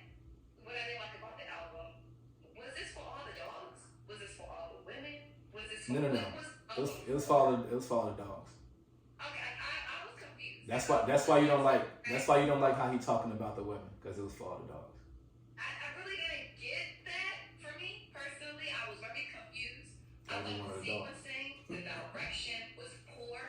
I thought that the mixing was terrible on some of the tracks. I thought that Drake's rapping, his lyrics were corny, and the bars were, it was so sus on some of them. Like, if people, again, I'm really, I'm a rappy rap kind of girl. So I'm not gonna lie. Yeah, one boy, I know what you talking about. I'm sorry. I don't mean to cut you off, Leah. I think I'm feeling by. Yeah, he said that feeling by shit, but no, I had to go back and listen because again, I was listening to it in the gym. What track was that? Where What you saying? oh, what is it? Fear of Heights. I had to keep playing it back because I thought he said, "I know you."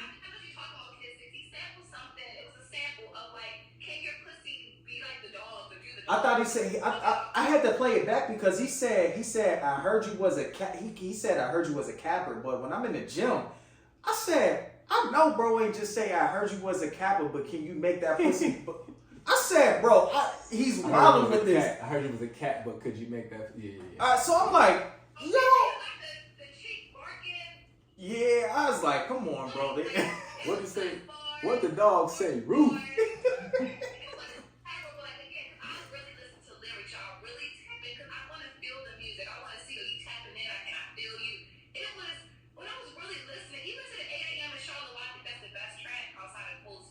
That's the most rapping track. Strong as at the time stamp records to me. I think it's a little on the. It's okay. I felt like I think it's stronger than the last one. I thought he was uncomfortable on certain pockets, like when he's trying to do Benedict of the South, like the Bad Bunny. It was terrible. It was like just throw the OVO Yes Men. I need y'all just to stop because they was working overtime with this album. Like it was nothing. It was nothing you could take away from the album. Was no substance. It was just. I knew she was gonna say that. It wasn't. There's no introspection. There's no reflection. It's for all the dogs. Listen, you're not even rapping. Like you're not really giving us anything but this popcorn, fast food, the sexy red and the scissor track. It's weird for them to both be on the track. It didn't fit well. He shouldn't have had SZA on that. I was kind of thrown off when she was on it for real. But he wanted that he's got to have a club shift. You know. It was cute for Adonis to be on the track, but he gave Adonis the best beat. I'm like, why you ain't rap over that, Drake? Like you got him talking stupid stuff on it. Like what is he talking about? I was so mad. Fucked up. Like, That was messed up. He is a kid. disrespect to the kids. That is a little kid. But I'm like, that was a hard beat. The one that he did, the DJ Screw, the interlude were better. He could have rapped over that. I'm like, what are you doing? Yeah, that DJ Screw interlude was tough. He could have gave us like a November 18th type track. Yeah. It was like over 2 minutes on the break. It's for all the dogs. This album was a complete catastrophe. It was a mess. The problem is Drake doesn't know how to curate albums. He's going to chasing strings, so he just throwing. It's like a whole playlist. And they're not even good. I don't say he don't know how to curate albums. Songs you wouldn't even put together. It was weird. I didn't like it. I thought it was his worst album. You think it's worse than More Life? Right. You know what? I have to revisit that to see that because right now, Hey, More Life was trash. when you revisit More Life, you're gonna be mad. They think that Honestly Nevermind and Certified Lover Boy is still on the bottom. I think they might be even better. Nah. I don't know. I'm gonna go Honestly Nevermind. The crazy part about it is Certified Lover Boy is still on the charts. That's crazy. People love that album. I think Certified Lover Boy is better. I think it had better production. People I love think Drake was rapping better on Certified Lover Boy. He had some He's probably rapping more. I think what people, because folks aren't really happy with this album, I think they'll revisit Certified Lover Boy. It'll make probably already been them appreciate that album more than this one. 100%. I can see that because it is better. In my Hey, personal the opinion. crazy part about I hated it. It is a better output than this. And my thing with Drake, which will lead into the Joe Budden, if he wants to chase streams and do that and give it to the younger crowd, do that. It's working for you. This is projected to sell 400,000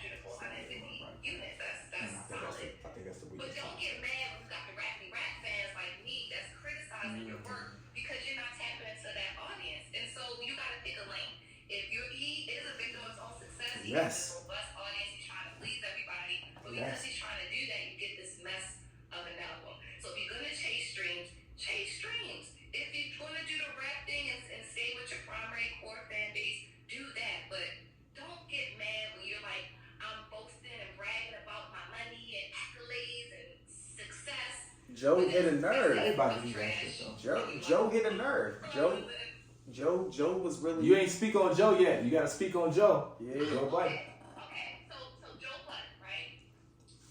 I agree with Joe. 100%. I agree with Joe. Wait. You can't say 100%. The first thing Joe Budden said was that he likes the album. Okay, well, I disagree with that. Okay. Okay. You gonna say 90% because I don't like the album. He said he likes the album. He's a Drake fan, so he. Allegedly. He's that. But the clip that we all heard, do I agree? Yes. Have I been saying this for years? Yes. So when I heard it, y'all know I was hyped because I'm like, yo, I've been saying the same thing. Niggas call me haters. But I've been saying that Drake is like in a state of arrested development. I don't get it. Victim of his own success. And all his resources, and it's like his soul is empty. He ain't lived no life. He's about to be 40, and you still talking about the stuff that you're talking about. I don't get it. It's like you're in the strip club with a bin of money, just handing out, working it up. This is your life. This is your life, Drake. Like you ain't lived no real life. He ain't had no struggle. He ain't have. That's why he want to be a gangster right now. This is his gangster. This is his gangster time. Pussies and sissies, bro. Have you looked at yourself, the fingernails, and what are you talking about? And the teddy bear, one of the sweaters, like, sir. Them clips is getting on my nerves. You're phony. You are fake. I don't like the clips. I don't like the fact that he has pink nails. She laughing. You gotta let her laugh. You gotta let her laugh out. Virginia, I assumed Virginia was referencing Pusha. I took it as such. Virginia Beach. Huh? Virginia Beach track. No, not that track. I think it was on the same track with the Rihanna joint. Fair Heights. He had mentioned Virginia, and I assumed he was talking about Pusha. Because that's you know, pussies and sissies and being scared of little Aubrey or whatever. But Oh yeah, I know. that's straight. You're not that guy. Like, Somebody even said that the girl talking about the oxtail, that little part was damn near a shot at Push because of the first class shit. Oh, I didn't even think about it that. was just unnecessary. Like you but would have to follow him on Twitter to see. is Because Push tweets some shit. you not what Joe said to me was valid. I feel like make us outside of him having sex with we can have sex with whoever, as long as they're legal. But he's hanging out with the younger folks. He needs to really tap in with some older folks who have lived a little bit. Because clearly Drake has not lived any life. That nigga lived a different life. I said his ass lived a different life. He be all over the world, and then All over the world. this younger crowd, bro. I'm telling you. And that's another thing I like about the album, real quick. Let me tap back with that. 1 minute you whining, the next minute you dogging. She's like, which one is it? Like, It's both. He's hurt. It's both. it's always been all of them though. I'm sick of it. It's always been all of them. Get married and settle down and just give us something He else. can't That settle nigga's not down. getting married, so. At this point. Like, He's never gonna settle down. He was trying to say in the album, like, could I have treated you differently? No. Drake, sit down and reflect. You are the problem, sir. Like, I think you're the problem. I've been saying that to y'all. I think you got some issues. He got some things with women. I do not know what his issue is with women, but I don't know. But anyway, back to Joe. I feel like people are saying with Joe, oh, it's personal. It is a little bit. I mean, he took some cheap shots. He referenced Drake getting a BBL.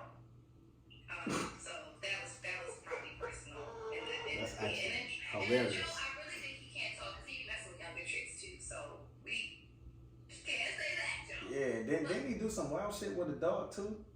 Who Joe? Yeah, Joe Budden. Oh, He did some wild shit with a dog. I don't know. Not enough of rumor. I don't know. But outside of that, in reference to what he was saying about the album, I agree. I think that Drake needs to mature. His response reflected and reinforced Joe's point. It was very emotionally immature. Because anybody with emotional maturity would have just aided. He could have aided, changed his color hair clips and kept it moving. He chose to respond. It was a very lengthy response, and it's like it's really just constructive criticism, Drake. I need people to know. I need people to hear me clearly. Not everything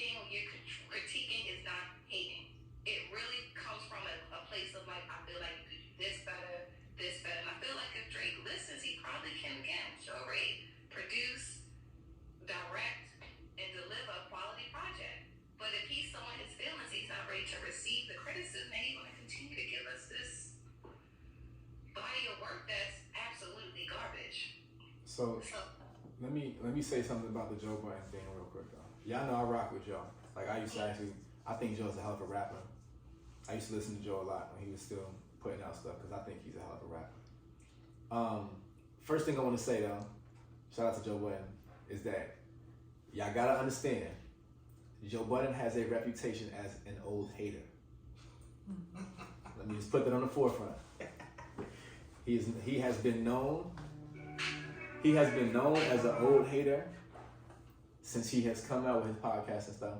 We remember the shit between him and Meek and Nicki and Migos and pretty much and Drake a few times. And I'm prefacing that just because I'm saying his analysis of I like the album, and then proceed to say all the stuff he don't like about it.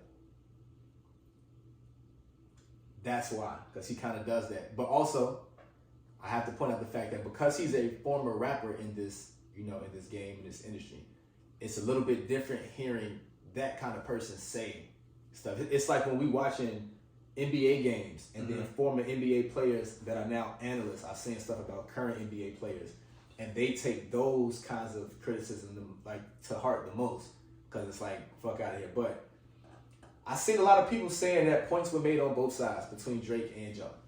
The Joe shit, like how we just said before, is like, yeah, we know you can rap.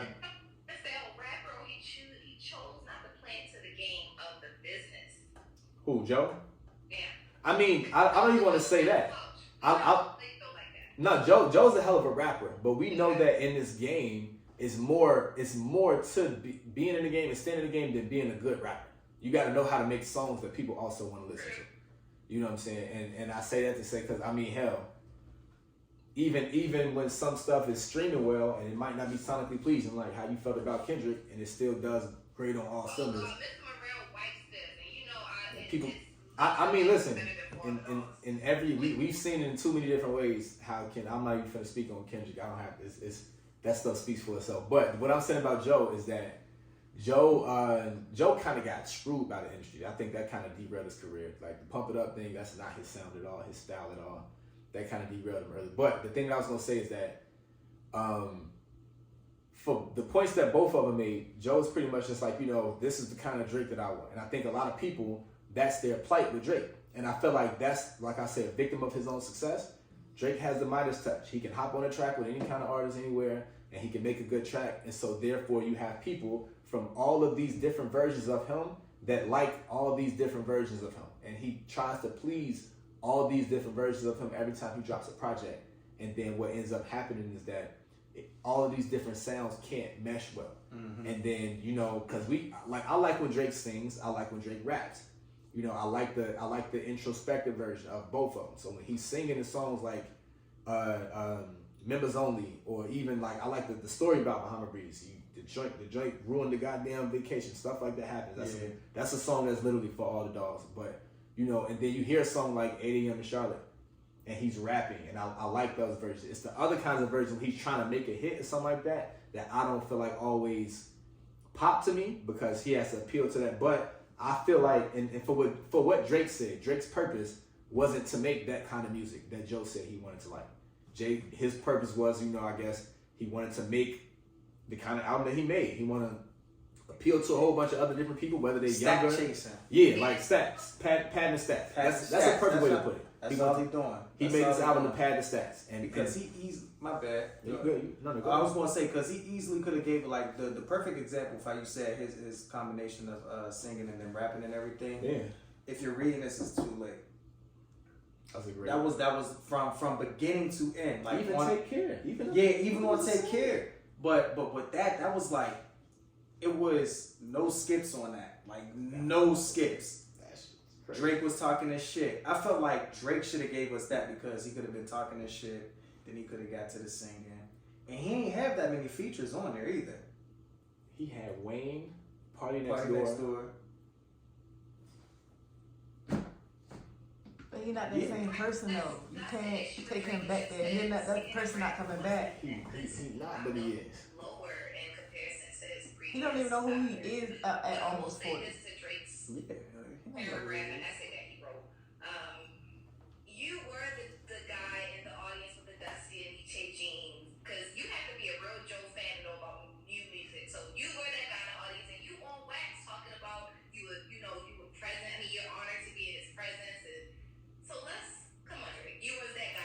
That shit was funny. Somebody said Joe should have dropped that part when he was like, "I got you on camera bowing." Joe could have dropped that. That shit is funny. I'm just saying. I feel like don't come at us by Drake. We are using Amazon Mics, by the way. Okay, so he's talking to us. He's talking to Rich. He's not talking to us. He's talking to Joe. And I don't think Drake understands when he belittled Joe. So what are you saying about us? He talked about Drake. I mean, Joe, his modest house in first class. I mean, a lot of us is riding coach. He wasn't. What we not finna do? We not finna act like he was talking to us because he wasn't talking to us. No, but I'm saying he can look down on Joe, who's a millionaire. Yeah, he can. And us common folk who don't got none of that. He's not talking to the common folk though. He's talking to Joe. He is when he said Joe. spotlight. Yeah, No, he's talking to Joe. He wasn't talking to us. but his like with I'm Joe not gonna being make that person. his Joe being a millionaire is like he's looking down on him because he's not like at the millionaire level that he is at probably. And he was up first. Yeah, I get what you're saying. That's why he said, "I'm everything you wanted to be." That's why he was saying to Joe, "I'm everything you wanted to be." Like you had a chance in this game before I did, and it didn't work out. Drake, you was jumping on so many people from Joe to Fonte that people don't know. He definitely jacked Fonte style in the beginning, which I love. Shout out to Fonte, shout out to Lil Bro. They one of my favorites, by the way. But he was jacking people, so like, cut it out, Drake, cut it out. You was a fan of Joe, and this is why his opinion holds weight. Everybody's been talking about it. People can say what they want about Joe, but it's clear. Hey, Joe liked the Charlemagne. It meant something to He him. liked the Charlemagne. People listen to Joe because they want to hear the negative stuff he want to say. That's all. That's why I said Joe is known as an old hater. Now I take into consideration Joe's POV because I respect his mind, and you know he has some perspectives that he can give that I can't because he's experienced a lot of this. mm-hmm. But for sure though, they know Joe's an old hater, and it's hilarious to me. It's hilarious to Joe, as a matter of fact. They probably did. Like, Joe, I mean, Drake took down the most recent post. They probably did. So why, like, Birdman jumped in and Because that's his guy. Monkey Suit Dennis, why That's he his jumped guy. in, like, that was not even necessary. That's his son. Birdman, if you ain't paid Lil Wayne back, you didn't pay him back. He paid Lil Wayne back. Yeah, he paid. He did pay Wayne back. Yeah. Monkey Suit Dennis, you just got Drake life, so you just. He didn't just get in his life. That's his son. He's gonna defend his son. If it's anybody you got to give a pass to for defending Drake, it got to be his dad. Alright, okay, but it was nothing to really defend. I mean, listen, if somebody's saying negative stuff about your kid, it don't matter what's going on. You going ride. You gotta respect it. You gonna ride. Drake is his daddy is the reason why Drake is making half of this music when he had bad relationships because it was seen in the household. I'm just Hey, saying, that's quite he is possible. the problem. The daddy is the problem too. He might make a song about exactly what you just said. Hey, I'll put it to you like this. Like we said earlier, if Drake actually takes the time off, because I think I say all of this after we've all given our synopsis. I say all of this to say that I have the solution for Drake. What's the solution? So I feel like Drake, because he does like pad the stats, he pads the stats. I feel like he doesn't have to do that as much as he can just simply make albums specifically for purposes. It's like some people like singing Drake, some people like rap Drake, some people like hit making Drake. He can make an album with all hits. It can be 10 tracks, 12 tracks. He can make another album where it's all like rap Drake. He can make another album where it's all singing Drake. He don't have to always compile all of these different versions of himself But I feel like he's on one fucking album. has, but it was just better quality of I mean, even then though, he's always rapping and saying on every album. Yeah, on every album. It's just poor now. I feel like Drake, his singing is terrible. Like, I don't know I think people are jaded. but all of See what I did? it just didn't sound like what his album at all. Nah, I think people just got jaded from it. Cause really what it is. So when I listen to the album, I have and I'm about to show it to Kid 6. You see this playlist I made, right? Mm-hmm. What is the title of this playlist? Top 15 Drake. So I made a playlist some years ago, and it was because somebody, it was like one of those, y'all know how they be having an Instagram joints where they be like, every day you gotta name a Drake song of this, or it might be any kind of R&B song, or a song that reminds you of this, whatever. But one of my friends back in Chicago sent me a question that was like, I want you to pick your top 15 Drake songs ever. And I was like, don't do that shit to me, because my mind is now gonna not be able to stop thinking about what's my top 15. But I created a playlist of my top 15 Drake songs. and I went back and listened to that, which made me listen to some stuff off certain old albums. This content, a lot of this content on this new album is nothing new.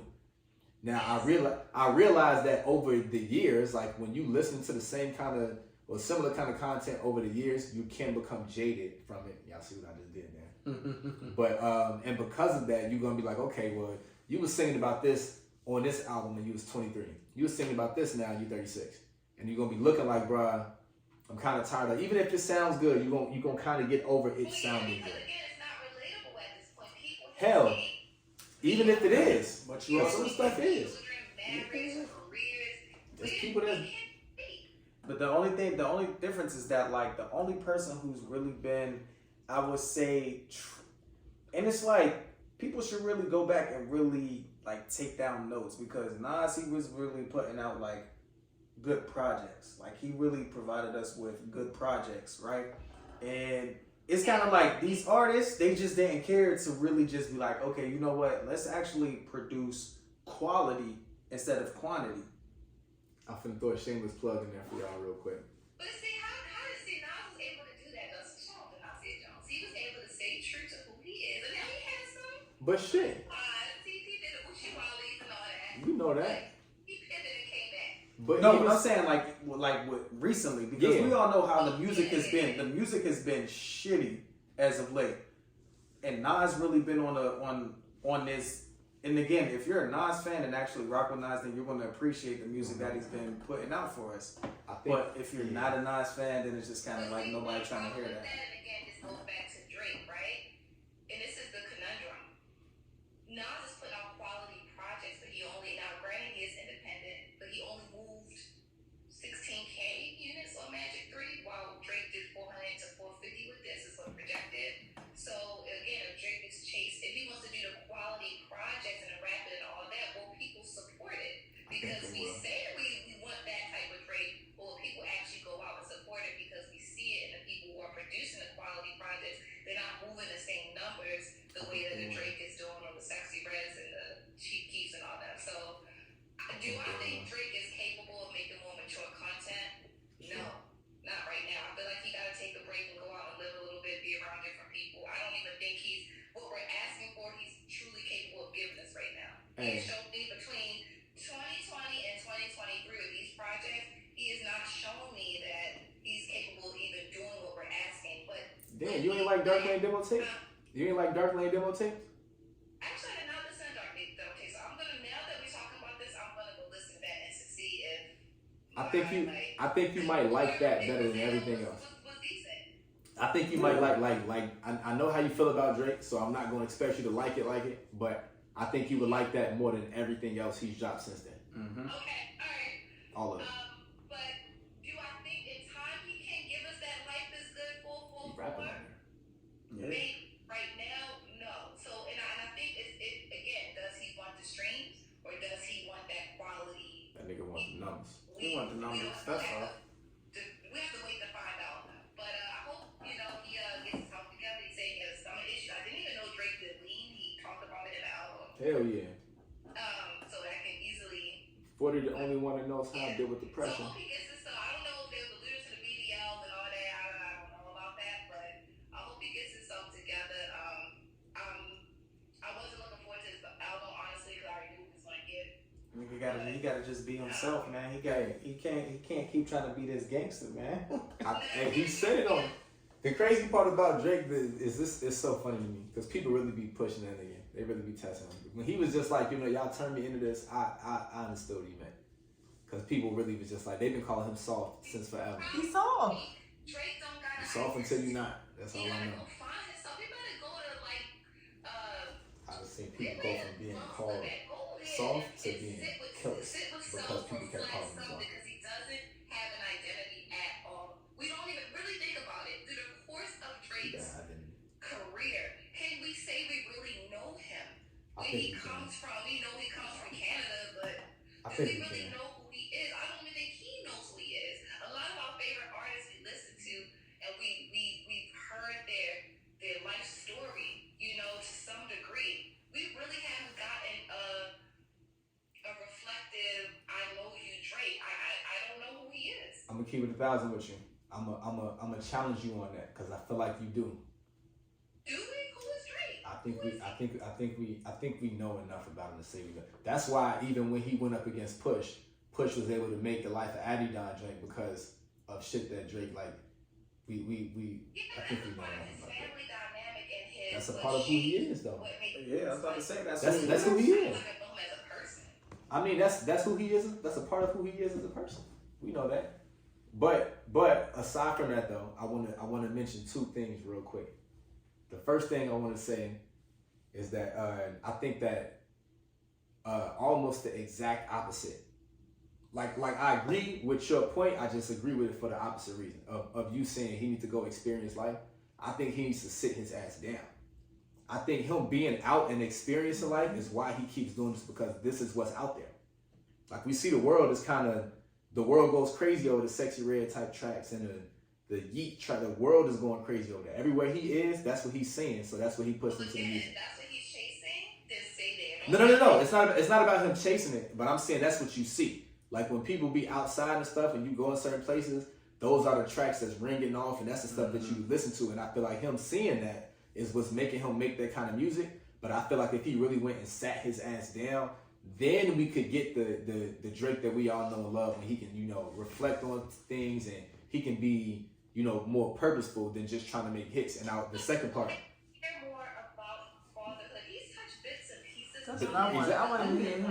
I don't really expect too much of that from And him. it's like now, what is it like entering your 40s and what do you expect? And like Drake, there's so many other things I feel like he hasn't even touched on that we could look forward to listening to that he hasn't given us. He We could are give us that. I don't know. the failed relationships, bro. I'm sick of it. Somebody need to find him a girl and hopefully he can hold it down and I mean, shit. get married just. That's been his MO since day one, though. His first big hit record was Best I Ever Had. That's been his MO since day one. That's why he make the music. Because everybody can relate to failed relationships. That's why he make the music. Shit. I'm keeping 1,000. Some people can't. That's what's outside. Hey, listen, that's what I'm saying. That's what's outside. That's why I'm saying he needs to stay his ass inside. There's people with failed relationships outside, and they want to make music about that. And being hoes, and being tricks, and being like, that's the stuff that's outside. Being dogs. Man, listen, when Sierra was trying to make a track, about being in love and everything, women wasn't trying to hear that shit. Women more so love the fact that like, all right, she done got hurt. I've been there. They can relate. That's fucked up. I feel like more women can relate to a woman's heartbroken because that's what they've experienced. It ain't 23 tracks of it, but I see your point. But the other thing I wanted to say though too is because I always got to throw a shameless plug in there for my dog. But this is why this nigga Kendrick took 5 years to make his album. And you know what? See, I thought of Kendrick. First of all, anybody is delusional to ever think that Drake is a better rapper or artist than Kendrick. You gotta be. Fuck that. J. Cole proved that point. He burdened him on that damn song. That's what he do. That's what he do. Submit a urine specimen, and get a psych eval. Everything for all the dogs is better than Mr. Brown. It's just not. But Hell no, I'm slapping the shit out of somebody. I said I'm gonna slap the shit out of somebody if they say that. No, people were saying it. Come on, bro. It's crazy. You can't even live with this album. You can live with Mr. Morale and the Big Stuff. I agree. I've been living with it since it came out. I took Mr. Brown just sonically and musically, it wasn't there for me the way I would have liked it, but I give it everything else as far as Some stuff you can't relate to. How? Some stuff you can't relate to. I would never think Drake is a better rapper than Kendrick. Period. I don't even know why people think that for some. Like the big three, he is three. Drake is number three. I need people to understand. I don't care how many accolades, how much money he could surpass Michael Jackson. He's not a better rapper than Kendrick. And right now, Cole is rapping better than both of them. Cole been on a feature run like crazy. That's his purpose right now. Cole, like, y'all finna stop. That, like, Cole was like, I'm giving y'all a lot of music, introspective music. I'm giving y'all a lot of content. But y'all finna stop playing me with this rap shit. I'm just gonna make it a purpose to just rap. I just Super kept playing Saiyan this God. part over and over and over. Like, I didn't even listen to the rest of the song. I need bro to just hurry up and drop the album. Please. Kendrick is able to give That's his only purpose. Just him though. That's his only purpose. Like Kendrick's whole purpose in making music is for the quality. That's why I fuck with my dog. I think Drake will give you the hits. Cole will give you the lyrics. He gonna I mean, give you Kendrick skill. will give you the lyrics too, but Kendrick's gonna give you the heart. I Kendrick, think if I had to break it down from the three, that's what you're gonna get from the three individuals. I feel like Kendrick give us more lyrics when he's on a feature or if it's like a regular track he just tossing. No, I'm saying like when Kendrick makes his albums, he can rap, but he don't really use his rap skill to show he know how to rap. I feel like he over it. He like, y'all niggas know I can rap. So now every song is gonna have a purpose. Some people, Kendrick be getting on line though. I ain't gonna hold you. But listen, people be giving him his respect too. He get That's another problem with Drake. I feel like Drake wants the streams and the sales, but he wants the same respect that his counterparts get. That he's not held in. There it is. Drake never be held in a goat conversation. There it is. You know what's crazy? I had a whole argument with some of my guys. I be playing basketball with that because they was arguing with me that Drake is the GOAT, and I was just like he wants the respect of that, but I was like a lot of his albums don't hold weight with a lot of the GOAT artists albums, and it's okay. Numbers wise, he's gonna do his thing, and of course they kept mentioning numbers, but I was just like, you gotta understand when you want the respect of like the some of the illest like albums that shape the culture of hip hop. I was like, Drake is more of a music than a hip hop thing, and that's all right. Yeah. And that's all right. But I was just like, I was like, he can't be the GOAT. They were saying he was better than Hov. I was like, come Better on. than Hov. Listen, I don't even like. I respect him as a rapper, but I don't think it's at this point. It's not possible for him to be the GOAT of a rapper, and that's no disrespect to him, because he's one of the biggest artists we've ever seen, and I think that's probably just as noteworthy. Well, honestly, I mean, it's extremely noteworthy that he's one of the biggest artists we've ever seen, but I don't. He can't be the GOAT of hip hop, like Nah. And that's all right. That's all right. That's okay. Trey, congratulations. He's going to do well on these numbers on his album, but congratulations. Sit his ass down. Go experience a different life. You gonna tell him to cut his hair? Please. You gonna tell him to cut his hair? The hair doesn't bother me. It's the clips, the nails, polish, the weird outfits, the 21 Savage doorbell head thingy. Drake is weird. Told y'all. He need to stay. Hey, listen. That's the stuff you learn from being outside. Yeah. That's how people look outside. That's why he needs to stay his ass inside. No, I think McKissick said it earlier. Like, he's never really been accepted. I feel like he tries to get in these social groups to feel accepted. He likes to be admired, and as if he's never got this attention. That guy, if he's still in therapy, stay his ass in therapy, because he got some issues. But that's my take, y'all. I hope Drake really takes the break. Y'all heard it, because y'all heard it when I said it back 2 years ago. I ain't checking another Drake out right now until he demonstrates that he's worth my hour and 30-minute time. Oh, it was an hour and 30 minutes. We wrap this up. That was Drake, definitely an hour and 30 minutes. cut the motherfucking albums. Cut them damn albums. 23 tracks?